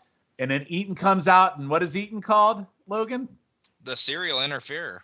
The serial interferer comes out, does the knee drop to Larry. And he hits the shift special for one last time. Yes, and he hits Austin, gets the 3. So the match was very solid. I thought the mic work was great. I thought the match had some slow spots, but overall was good. I thought it set up to seem up a good way forward, similar a little bit to Ole Anderson turn a little bit. I think they were going forward with, Ole was probably the most hated person in the entire Horsemen. I think it's fair to say Larry is the most hated person in the Alliance just because you don't want to like him. Ole was the same. But here's the thing, guys. After this match, for the next month, nothing happens with this, which we will discuss in a moment. Jesus in addition, this wasn't even the top spotlight of the show because the spotlight of the show is Armstrong versus Muda, 2 out of 3. Yeah, Muda and Armstrong, 2 out of 3 was the main focus of this episode. And again, the other thing I'll bring up is why was it Austin? If you know Austin is headed for regaining his title versus Wyndham, and based on the 2 face-to-face, this should have been Arn. And if Arn's possibly going after Sting, give him this match and have him win the match. Just like a bunch of missed opportunity in this, but the match itself was good. I went 2 3/4, but that includes the mic work and the match. But goddamn, did they bungle a bunch of fucking shit in this? Jake, I'll go to you first. Yeah, the beginning was good, like with Paul dressing him down and then Larry slapping the piss out of him, and then Larry comes in hot. If Bill Watts is watching for the transition, he is not going to like that backdrop on that blue pad. Tastes like a mattress, guys. Got to get rid of those fucking pads. That's what's killing us. That's why nobody's buying tickets, blue pads. But yeah, I had the same note. Like, I thought they were really hot to start, but I don't know if it's just Larry, like, is so used to being like a shitbag heel. He's supposed to be making this hot comeback. He's like, all right, hot comeback, wrestle. Like, no, Larry, we need, like, you got to do, like, other stuff. You can't, like, you're the face now. You can't do, like, a headlock. You're supposed to be firing up here, buddy. But, yeah, so I was hoping the finish would be a little hotter. It's just kind of like a pretty standard interference by Bobby. But, yeah, and I had the same note, Sean. Like, it's so weird that the big implosion of this, like, you know, it's been the dominant angle for 7 months, as the podcast called, is like, well, this is secondary to Brett Armstrong, Great Muda, which I think you said earlier was like, didn't Muda win in like 2 straight falls? In Like, 18 minutes, yes. right. But 2.5, just because it could have been much better if they, you know, it would have been a little bit hotter in the finish, but the start kind of made up for it, I guess. So 2.5 for me. All What's right. your rating, Sean? I actually went 2 3/4. All right, Logan. Yeah, I went 2.5 with Jake. I actually really enjoyed this one. Larry fucking smacks the shit out of Paulie at the beginning. I think you mentioned that, Sean. We get a Larry chant, so we know, Sean, that you were also in the crowd at this taping. You led that charge, so we know that. At one point, I said, "Why is this still going?" Mostly for Larry purposes. But I thought Austin did really good in this one.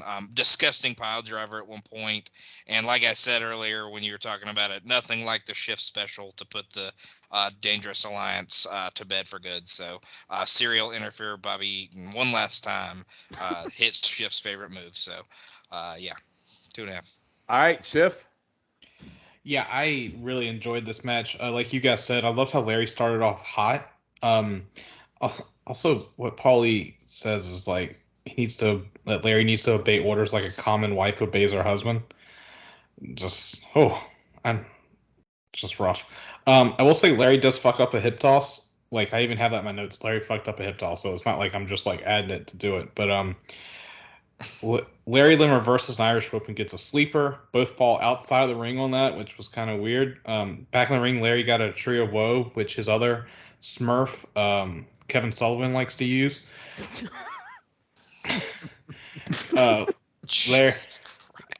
Larry had a neck breaker and then a back breaker. I'm surprised how much offense Larry has gotten, because for 21 episodes, I've seen him barely get any offense, and now him actually busting out all these moves, I was kind of shocked. Seems like a lot of things happened in the last 2 episodes that should have happened a long time ago. Yeah, weird.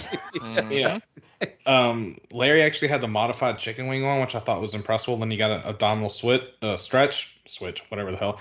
Larry hits a pile driver, and then Bobby hits my favorite move, and Austin wins 2 3/4. But it still begs the question: why didn't we get Larry versus Arn? That's what they were. What a fucking missed opportunity, man. That's what they were building. Yeah, that was dumb. It was dumb. Such a missed opportunity. And forces explode, man. Yeah. Schiff, what'd you think? Or not Schiff, Souza.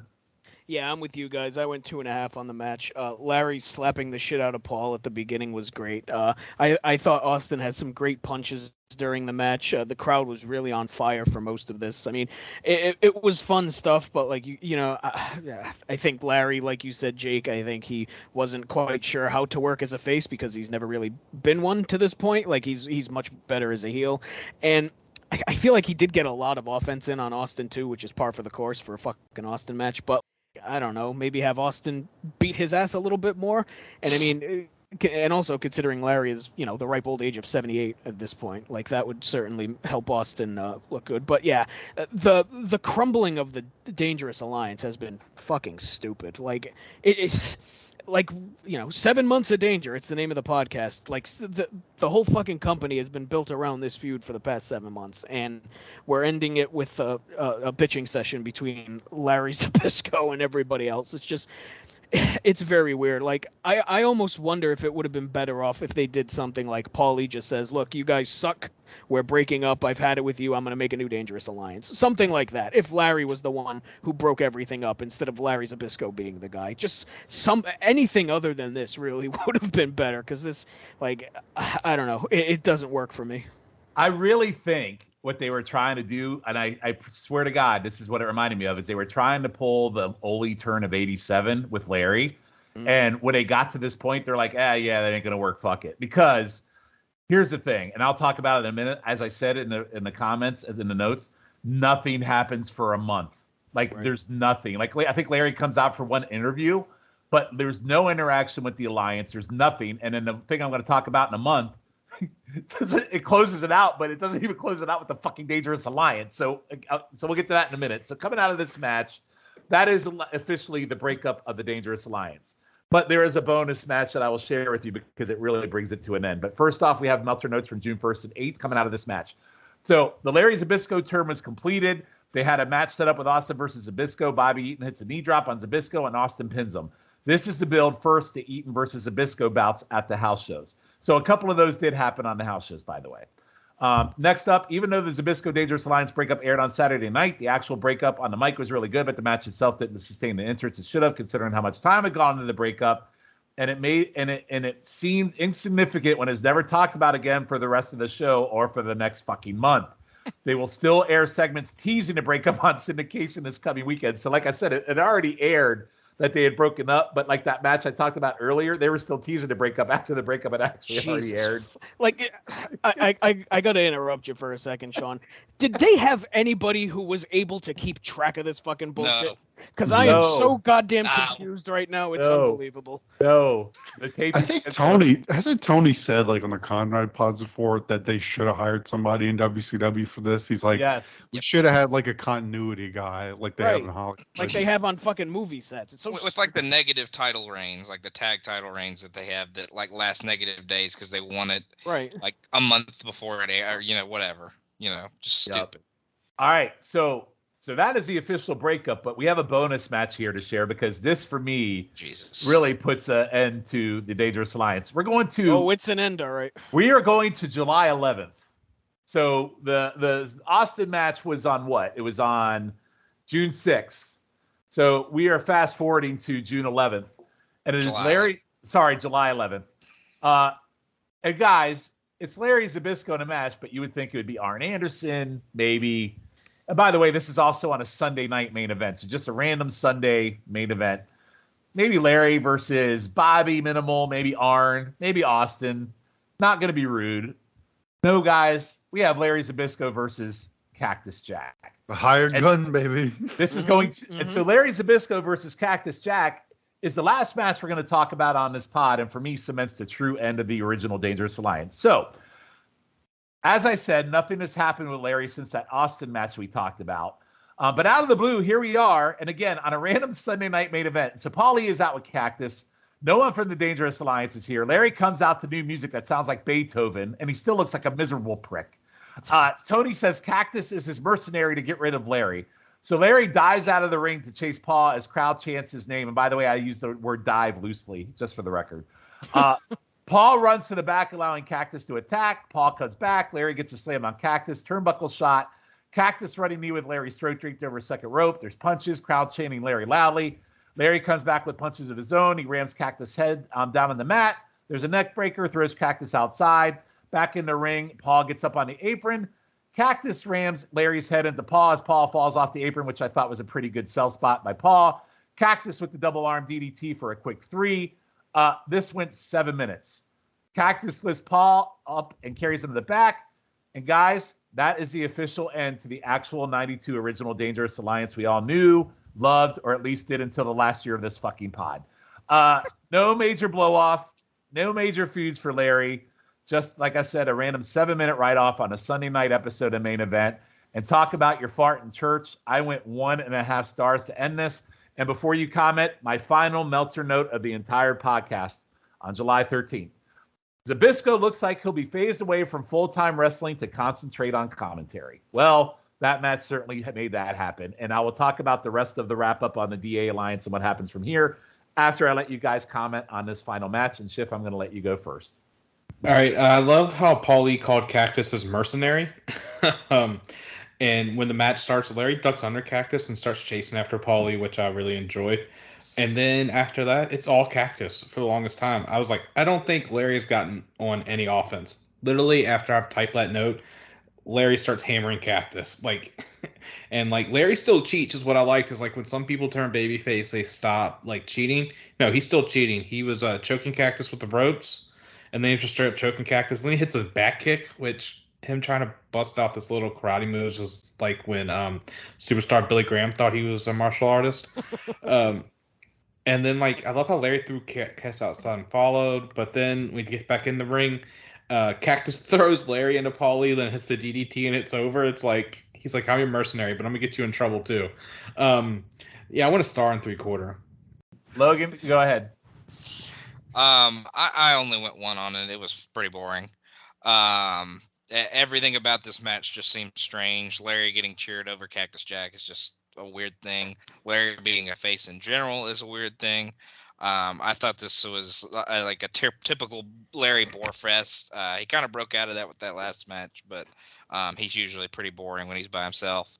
I am sad for him that he got neither of these wins after the breakup, so I feel a little bad for Larry Z. But yeah, just hey, don't worry. In the end, he cut. Well, we'll talk about that in a minute. So, yeah. Okay. Yeah. Well, that was all I had to say.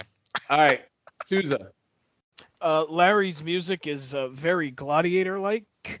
Yeah, Beethoven-ish, very nothing says face like that fucking music he came out to. Man of culture. Right. Beethoven-ish. So sort of like a gladiator being led to the lions in the Colosseum, because that's kind of what happened to Larry here. This match is a whole lot of nothing. I went 1.5 stars on it. It was very whatever, and the Dangerous Alliance ending is like a wet fart in a dry church. That's exactly what I said. I said to talk about a fart in church. So Susan and I had the exact same fucking note. Jake, how about you? Yeah, just Larry gets his ass beat, tries to fire up, and Paul costs him the match. 2 stars, gentlemen's 2 for me. I don't know, not the most eventful. Yeah, it's out with a whimper. Yeah, so guys, that is officially the end of our watch in the Dangerous Alliance, because I feel like you don't get much worse than Larry jobbing a Cactus Jack until on a main event on a Sunday that nobody probably even saw. So just to wrap up a few loose ends before we give our overall perspective on the pod and the watch. So a couple things as far as the Dangerous Alliance proper in the future. Rick Reed and Medusa carry on a program with Ricky Steamboat. They had their Iron match at Beach Blast 92, but they also felt somewhat separate from the group in that. So they really felt really segregated, and they don't really come together as a group often ever beyond this point. The other thing I will say is I did watch that Beach Blast match because everyone was telling me how great it was. I went a gentleman 3 on it. I thought it was boring as shit in a typical Rick Reed match. I'm just being perfectly honest. Logan, did you ever watch it? I never got around to it. All right. I've been busy. and I know Jake and Matt liked it. Schiff, did you like that match? If I don't have to watch it for a podcast, I'm not going to watch it. All right, very good. So, as host privilege, I'm going to tell you that match sucks. Don't go out of your way to watch that. I believe what Jake said, that he really enjoyed it, so I'm going with him. All right, Boom, fine. Roasted. But I did watch it. Burned by your own son. It's not that good. So also on the same show, Bobby Eaton, Arn Anderson, and Steve Austin continued their allegiance. However, they lost a 6-man tag at that show. The Alliance were very splintered as early as 92, and all during their they had all those championships, excluding the world title. A short period after that, the Dangerous Alliance was to be no more. And by the way, Austin would be tag champ and U.S. champ before leaving the company, and then the rest is history. Arn and Bobby went through a tough period where they were managed by Michael P.S. Hayes, and they went their certain but separate ways, if you guys remember that time frame. Rude would continue as a main eventer until getting injured in Japan and in his wrestling career in 94, and continued to have butt matches the whole time. And then Larry, here's the win. Larry did commentary, went on to win the TV title later, and then was a huge presence in NWO era and was way over with a spotlight feud with Scott Hall, where he really did flourish as a face. So I don't think it's a really sad ending for Larry. I think he comes out of it smelling pretty good. So for me, I feel like Austin goes on to bigger things. Larry, even though this ended like a fart in church, I feel like he got a good comeuppance in that whole NWO thing. Arn and Bobby went through some tough spots here. I don't think Arn or Bobby ever regained their greatness coming out of this. So, and then Medusa was Medusa. I think her last big run. She went on to be Alundra Blaze in the WWE in '93. And then she came back as part of the Macho Madness group. I think that was and then she also was a cruiserweight champion beating Evan Courageous at one point. Don't want to talk about that time. Yeah, I hate Vince Russo. But... So literally the Dangerous Alliance really truly does end here. The alliance that we've talked about is no more after what we've talked about on this show. So with that, we are done, guys. So I kind of want to go around the horn and just kind of get overall thoughts. And then Logan, I also know that you were going to do kind of a compilation of things to kind of wrap us up on awards and things like that. So do you want to do that before we talk about overall thoughts? Yeah, I just put down the most dangerouses and all of the least dangerouses and kind of put together like a little standings of each one. So we kind of discussed it in the last episode, but Paulie Dangerously ends the pod with the most dangerouses at 6. Followed by Austin and Arn with 5, Eaton with 3, Rude with 2, and Larry with 1. Goddamn Larry. Medusa never got a most dangerous. She's the only person to never get one. Mostly probably because of me, but also, yeah. Least dangerous, Austin takes the cake with 8. Rick Rude has 6. Larry has 4. Eaton has 3 and Medusa has 1. So Paulie never got least dangerous. So how crazy is it Arn that never Austin got least dangerous either? So how crazy is it Austin least dangerous and went on probably to have the biggest stardom out of anybody in this group? Pretty wild. Pretty wild. All right, so we'll go around for overall thoughts. So 7 months in the can, a year of our life spent doing it. Susan, I'll go with you first. Overall thoughts. I mean, it's a storyline I've always wanted to watch. I mean, this podcast gave me a reason to do it, but I don't know if it necessarily lives up to all the hype that it gets. Like, the peaks of the storyline are very high, right? The Clash stuff, the stuff with the Steiners, the War Games, that stuff all works. But as far as like the in-between stuff and the week-to-week stuff, I mean, you can really cherry pick it. Like, you don't have to watch everything because a lot of it is very formulaic and very similar. And like, I'm sure at the time it aired, it was great, but I don't know if it necessarily holds up to like 2023 standards. And that's the other thing too. Like, had we done this like maybe 10, 15 years ago, would we feel differently? Would the matches be rated higher? I don't know. But that was the thing I've been thinking about too. But like, I'm definitely glad that I watched everything because it's always a thing I've wanted to watch. But like, you don't need to watch absolutely everything. You can get away with just like cherry picking some of the big stuff that happened on the week-to-week TV, and you can watch like the big stuff that happened on the pay-per-views and clashes, and you'll basically get everything you need out of it. So yeah, Matt, I think literally you could pick out a few segments because there wasn't a lot of interviews, there wasn't a lot of promos, and I think there's some stuff you could pick out. But I also think match-wise, if you want to look for really good matches, I don't think there's more than 10 out of 100. Mm-hmm. By the way, we watched over 125 matches for this podcast in the last year. So out of 125, I think I could really hang my hook on saying maybe there's 10 max that I would say, you know what, go watch this match. And I think if we went back and listened again, which I won't probably, yeah, probably 10 matches total. That would be my guess. Logan, what about you? I struggle with this one, but just because I think I really looked forward to this one. And I did enjoy the journey. Maybe not as much as I would have liked to. I do think there's a part of it, like when you're watching such a focused group of people, that you just kind of start to notice things that they do a lot. And it starts to grind on you eventually, and you're like, oh, well, there's that spot again. They're doing this again. You know, it's there's a good part about it and a bad part about it, but I am glad we took the journey. I did enjoy most of it. Some of it made me just want to bash my brains in. I just looking at some show ratings through through the 23 episodes, 4.45 was our highest show rating, and we never touched 4 again. I think 3.87 was our next highest. So Wow.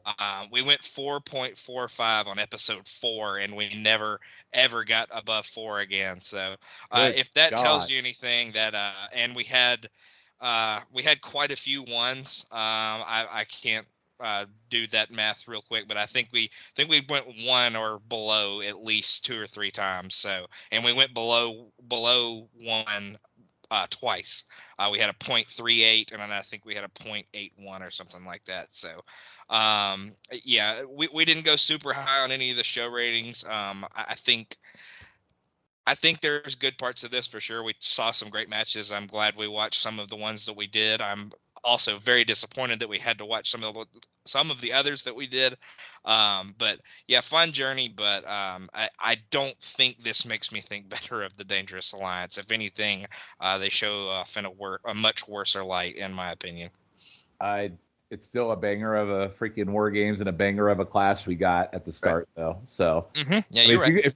If you go back and watch Clash and watch that first Clash and then War Games and Super Brawl, I mean, I don't think of Super Brawl. Well, no, not even Super Brawl, because I shit all over that Rude match. But I do think if you watch the big shows, they give you a good context of something enjoyable. So I think that's my big takeaway for sure.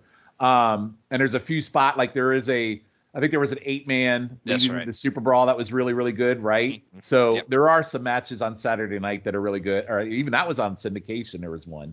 So there are some good matches to cherry pick for sure. Schiff, what about you? I've always been a little higher on this than you guys. I've enjoyed it. It did get monotonous with the same 6 or 7 wrestlers just still going at it. Makes me also wonder what the hell happened to Ron Simmons as well, because he was so a part of this at the start, and then we then had the tease of the Steiners.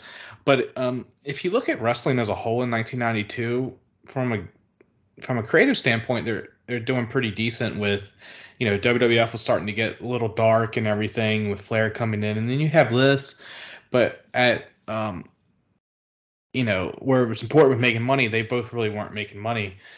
But it was nice to see this. I can cross it off like my personal wrestling bucket list, because I remember I was 3 or 4 at the time. So I was 3 during this, so it's not like you have many core memories. I just know I watched wrestling.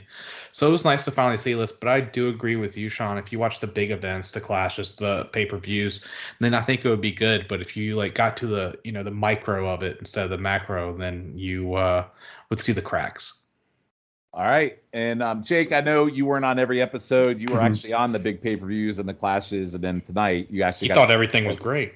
Yeah, well, no, because he actually got to see the end game tonight too, so he got to see a little extra. So Jake, I've listened along. I've listened along with you guys, and as you've gone through it, and I think it does come off better if you have only been on the shows I've been on. I think the Dangerous Alliance stuff shows that it's just where WCW was, because you guys have talked about that a lot too, the backstage stuff. Mm-hmm. It kind of showed that even if you have a cool concept and a lot of talent involved, if the backstage stuff is not, if you don't have all your ducks in a row and the management's changing, it's hard for them to put together a cohesive storyline. And I think another thing that hurt, we always go over when we do these pay-per-views, what other matches are on the cards. And I mean, look at this one. Besides the Steiner stuff and Pillman, it's I feel like it's hurt by them having to rely on these guys way too much to fill TV also, and overexposing them a bit, because they have nobody else. Everybody else is fucking Van Hammer and all these other schmucks. So they have no other big angles or anything really to take up TV. So it's they just try and fill all these TV shows with these guys, and that hurts it too. So I think if WCW is in a better spot management wise and maybe a little more loaded with talent, I think this could have been executed a lot better. But I'm with you. I mean, you can't deny it's not, there's a lot of it that's kind of a slog. Yeah, and the other problem is these guys are probably some of the most talented on the roster. So, I mean, you don't want to see these guys have squash matches because they can have entertaining matches with guys. But at some point, you need to squash the guys that are lower on the card. You need to squash the Bagwells. You need to squash the Van Hammers. You need to squash. I mean, maybe have somewhat competitive match with Big Josh, but you need to squash the Big Joshes. Like, just at some point, maybe The not fucking constantly, maybe not. Patriots, for God's sake. Come on. The Patriots, Yeah. Chip and Champion, like just at some point make them look dominant. There were very few. I mean, and I know it happened at some point, so I can't say it never happened, but there were very few times where they just looked like they were a force and they wanted to be dominant. And Jake said it in the War Games match. They finally looked. They looked like they were ready to go. They looked awesome. They looked tan. They looked jacked. They looked great going into that match. But at no point did they ever feel like they were just like they were the Horsemen. They were running the show. They were kicking everybody's ass. They were taking everybody out. Yeah, they won a lot of matches. Yeah, they cheated a lot, but like they always kind of escaped with wins. And it just I know it's not all about squashes, but it's a blessing and a curse that these are some of the best in the business, so they can have good matches with pretty much anybody. I mean, maybe not Larry, but everybody else for the most part. But it's just like I said, it's a blessing and a curse. But that was the real thing that stuck with me, that made me disappointed, because they just never seemed like this just absolute dominant faction that could run the business and take everybody out. It was nothing like, so for me, to wrap it up here, like I have a fond memory of this because it was during my time frame when I was watching wrestling, and I was watching it every week, but I wasn't watching it obviously back to back to back like we were for this. What they were trying to go for was Horsemen. Now here's the difference in the Horsemen. The Horsemen is the wrestlers were amazing. Their opponents were amazing. They had squash matches that they could do. The other thing that was killer about the Horsemen were their promos, because their promos were amazing. They said what they were going to do and they did it. Yeah, the faces beat the shit out of them, but you had faces like Dusty Rhodes. You had faces like when Nikita was a face. You had Magnum TA. You had Ron Garvin. You had these faces that were believable that really could beat the shit out of them. Not Patriots, not fucking Freebirds, not Big Josh, not any of those guys. So I think the lack of promos does hurt them. And Arn Anderson even said that on his podcast, that it wasn't a promo heavy thing. It was more matches at this time because they didn't believe in promos. And the promos we have talked about, if anything, have probably hurt it more than helped it in a lot of cases, except that it's Paul Heyman.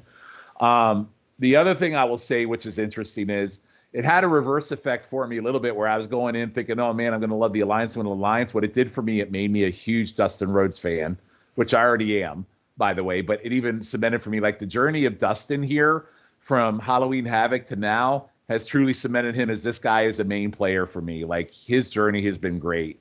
Barry Windham has been amazing on this podcast. And for me, Ricky Steamboat has also been an MVP in this. And I've never hated Ricky Steamboat. I know the running gag is I'm not a Steamboat guy. No, the gag is I'm not a big fan of a famous match he was in at Mania, with a match that should have been more high stakes and more bloodthirsty. And we had a tropey end with Georgie Animal Steel. That's what I hated. But Steamboat has been very, very good on this pod from the start, and has had great matches. And you fell in love with Larry. And I did fall in love with Larry for the wrong reasons. Actually, I was already in love with Larry from Highway to the Impact Zone. This just made me love him even more because he's just absurd. Absolutely absurd, and I love him for that reason. So there's a lot of good that came out of this for me. It just wasn't good from the standpoint of where I felt like the Alliance was this great group with a great legacy and dynasty that I had perception of, that it's not there. And that, for me, that's disappointing. But it still gave me a great freaking War Games. It still gave me probably one of the greatest Clash of the Champions I've ever seen. Rude's Arrival is still an all-time great moment. That Clash is still fantastic. That War Games is fantastic. Super Brawl overall is still pretty good. The Steiners, for the short time we've seen them in this time frame, were good. So there's a lot of good. Just unfortunately for me, it's not as great as I wanted it to be. So I'd be lying if I said it wasn't a disappointment, but I do not regret doing this one bit, because we did the full-on journey. I think we might have missed one or two matches tops out of the whole entire run. And I really appreciate you guys doing it with me, because this is one of those things I've been wanting to do. Like, I have a lot of lists of runs that I want to do for short pods and time frames. This was my number one to do to start. And the fact that we've gotten to do it and we're done, shit, I'll hang my hat on that any day. And it's been a fucking fun ride with a group of guys I love doing pods with. And if anything, I walk away with that and hang my hat on that. So Anything else before we close it out? We have Mr. Shiflett do everybody. We're gonna have Mr. Shiflett do the plugs tonight because we're tired. Just want to say thanks for everyone for listening. Like Sean said, I know the five of us have all been on podcasts that we all decide to pull the plug, and we don't see it to completion. So it's nice to see see it from cradle to grave, quote unquote. But it really was the grave. I had a great time doing it. So I hope it came through with to the listeners as well. Same. All right. Anything else before we have Schiff do his thing and close this fucker out? I guess that's a no, Schiff. Take it away, Schiff. Bat's passed out, so. All right. That's the person I'm going to start with. You can catch Matt Souza on the Place to Be Wrestling feed, Highway to the Impact Zone, which also has Logan and Jake. Jake and Sean. and sometimes Sean once a year. Sean is the sometimes why of a vowel-based podcast. I was on 2 in a row for the first time in over a year. They must have been recorded the same day. Fun fact, I was supposed to take over for Sean when he was not there. I've only showed up once and Sean was there. Yep. But you can catch Souza there, and when you can catch Souza here on the No-So feed with Extreme Three-Way Dance. Him, Jenny, and Justin. They're in 1998 right now. We are seeing Taz maybe start to prime up for a world title run. We sadly see that Shane Douglas' body is starting to betray him at probably one of the worst times in his career, but that's what happens, sadly. Next up, Logan Crossland. If you have ears and you are downloaded to the Place to Be Nation Pop, Wrestling, or No-So feed, you have heard Logan. Some call him the backbone of the feed, and I agree with that sentiment. So let's start it off on. Logan's getting a much nicer plug than I. Boy, Logan with the virtual BJ. Well, I'm just spitting facts. That's good. So you were saying bullshit when you were talking about me. I get it. No, you were great. I hyped up the Stream Three-Way Dance Highway. We're crazy on there. Anyway, back to where I was at. He's on Who's Next. I'm pretty sure that's the name of the pod. Yep, that's with Andy Atherton, where they talk about the NXT roster. Oh, some people think that's a wet fart, but Jesus. I love the Creed brothers, and that's where we're at. Someone mute him. We already said that. Oh, also Souza, myself, Logan, Jake, and sometimes Sean, he shows up once a year, is on YouTube Roulette. That is, if you enjoy our shenanigans there, that's turned up to 11, as they say, as there's been some Mucinex inspired and NyQuil when me and Sean were sick and we recorded podcasts we don't remember. So there's that. Did I miss any, Logan? Yeah. Oh, he's on Talking Docs. There you go. With Jenny Smith and Roger I'm Morset. starting to think this was a bad idea. I'm enjoying every minute of it. As I like to say, it's Talking Cax with Jenny, with Roger and Jenny. That's just the thing I've always said. Next up, we have Jambalaya Jake Williams. Jake is on, as I said, the previously mentioned shows, but he's also on the Ruthlessly Aggressive pod. He's in 2003 right now. By the time you're hearing this, it's probably June 2003. He nearly killed me with May 2003. Kevin Nash sucks. How dare you? How dare you? Yeah. Jake, are you on anything? Did I miss anything? I think there's. Yeah, in PTB NXT. Oh, PTB and NXT, which is, if you listen to that, which I'm the only listener, it's slowly killing Jake, Jenny, and the Tim Capel. Next up, you have Sean Kidd. If Sean does a podcast, I'm usually on it. We brought back cock and roll. Hey now. We brought back Crock and Roll. Logan has joined us on that. We're in after the Great American Bash Tour of '86. I can't remember the months of that. We just watched Lex Luger and Flair have a Battle of the Belts 2 out of 3 falls match. Was actually a banger. Sean also I think that. Traders. Oh yes, we are also on Traders of the Lost Ark, which I'm on that podcast. We take over. It's with the Tim Capel and Andy Atherton. We go over comic book arcs. That's a lot of fun.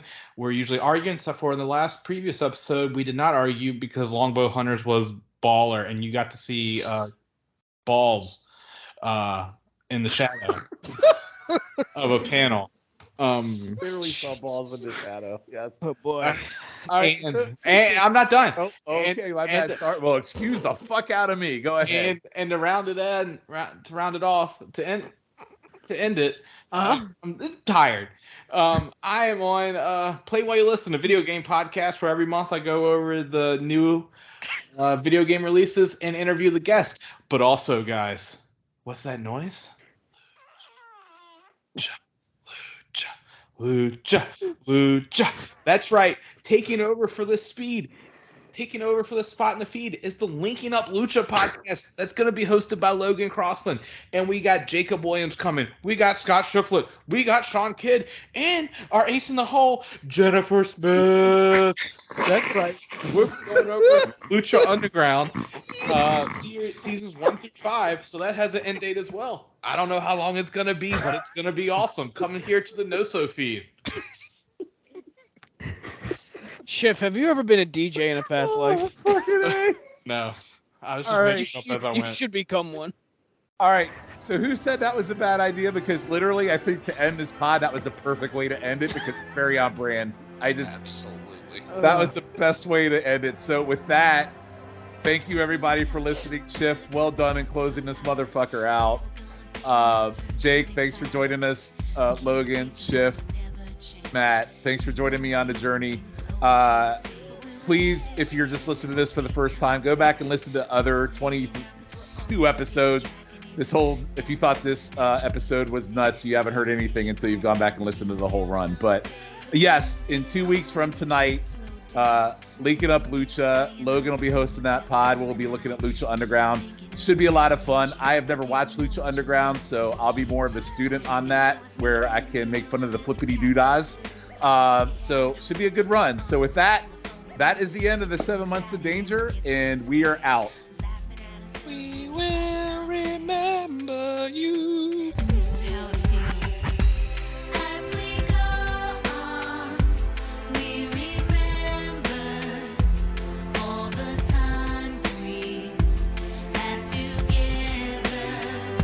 And as our lives change from whatever, we will still be friends forever.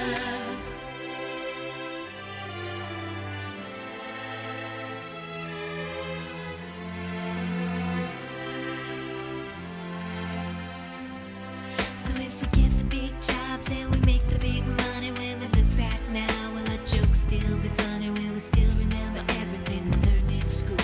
Still be trying to break every single rule? Will little brainy Bobby be the stockbroker man? Can he ever find a job that won't interfere with routine? I keep thinking that it's not goodbye.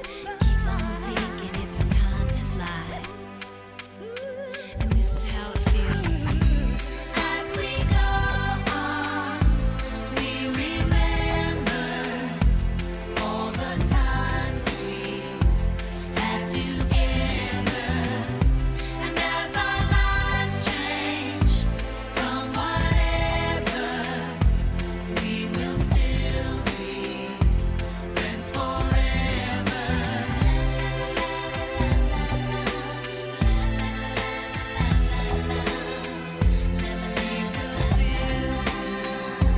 Friends forever.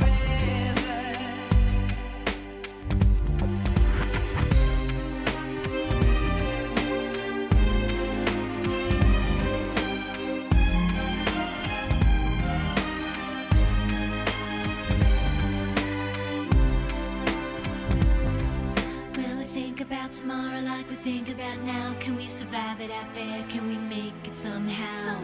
I guess I thought that this would never end. And suddenly it's like we're women and men. Will the past be a shadow that will follow us round?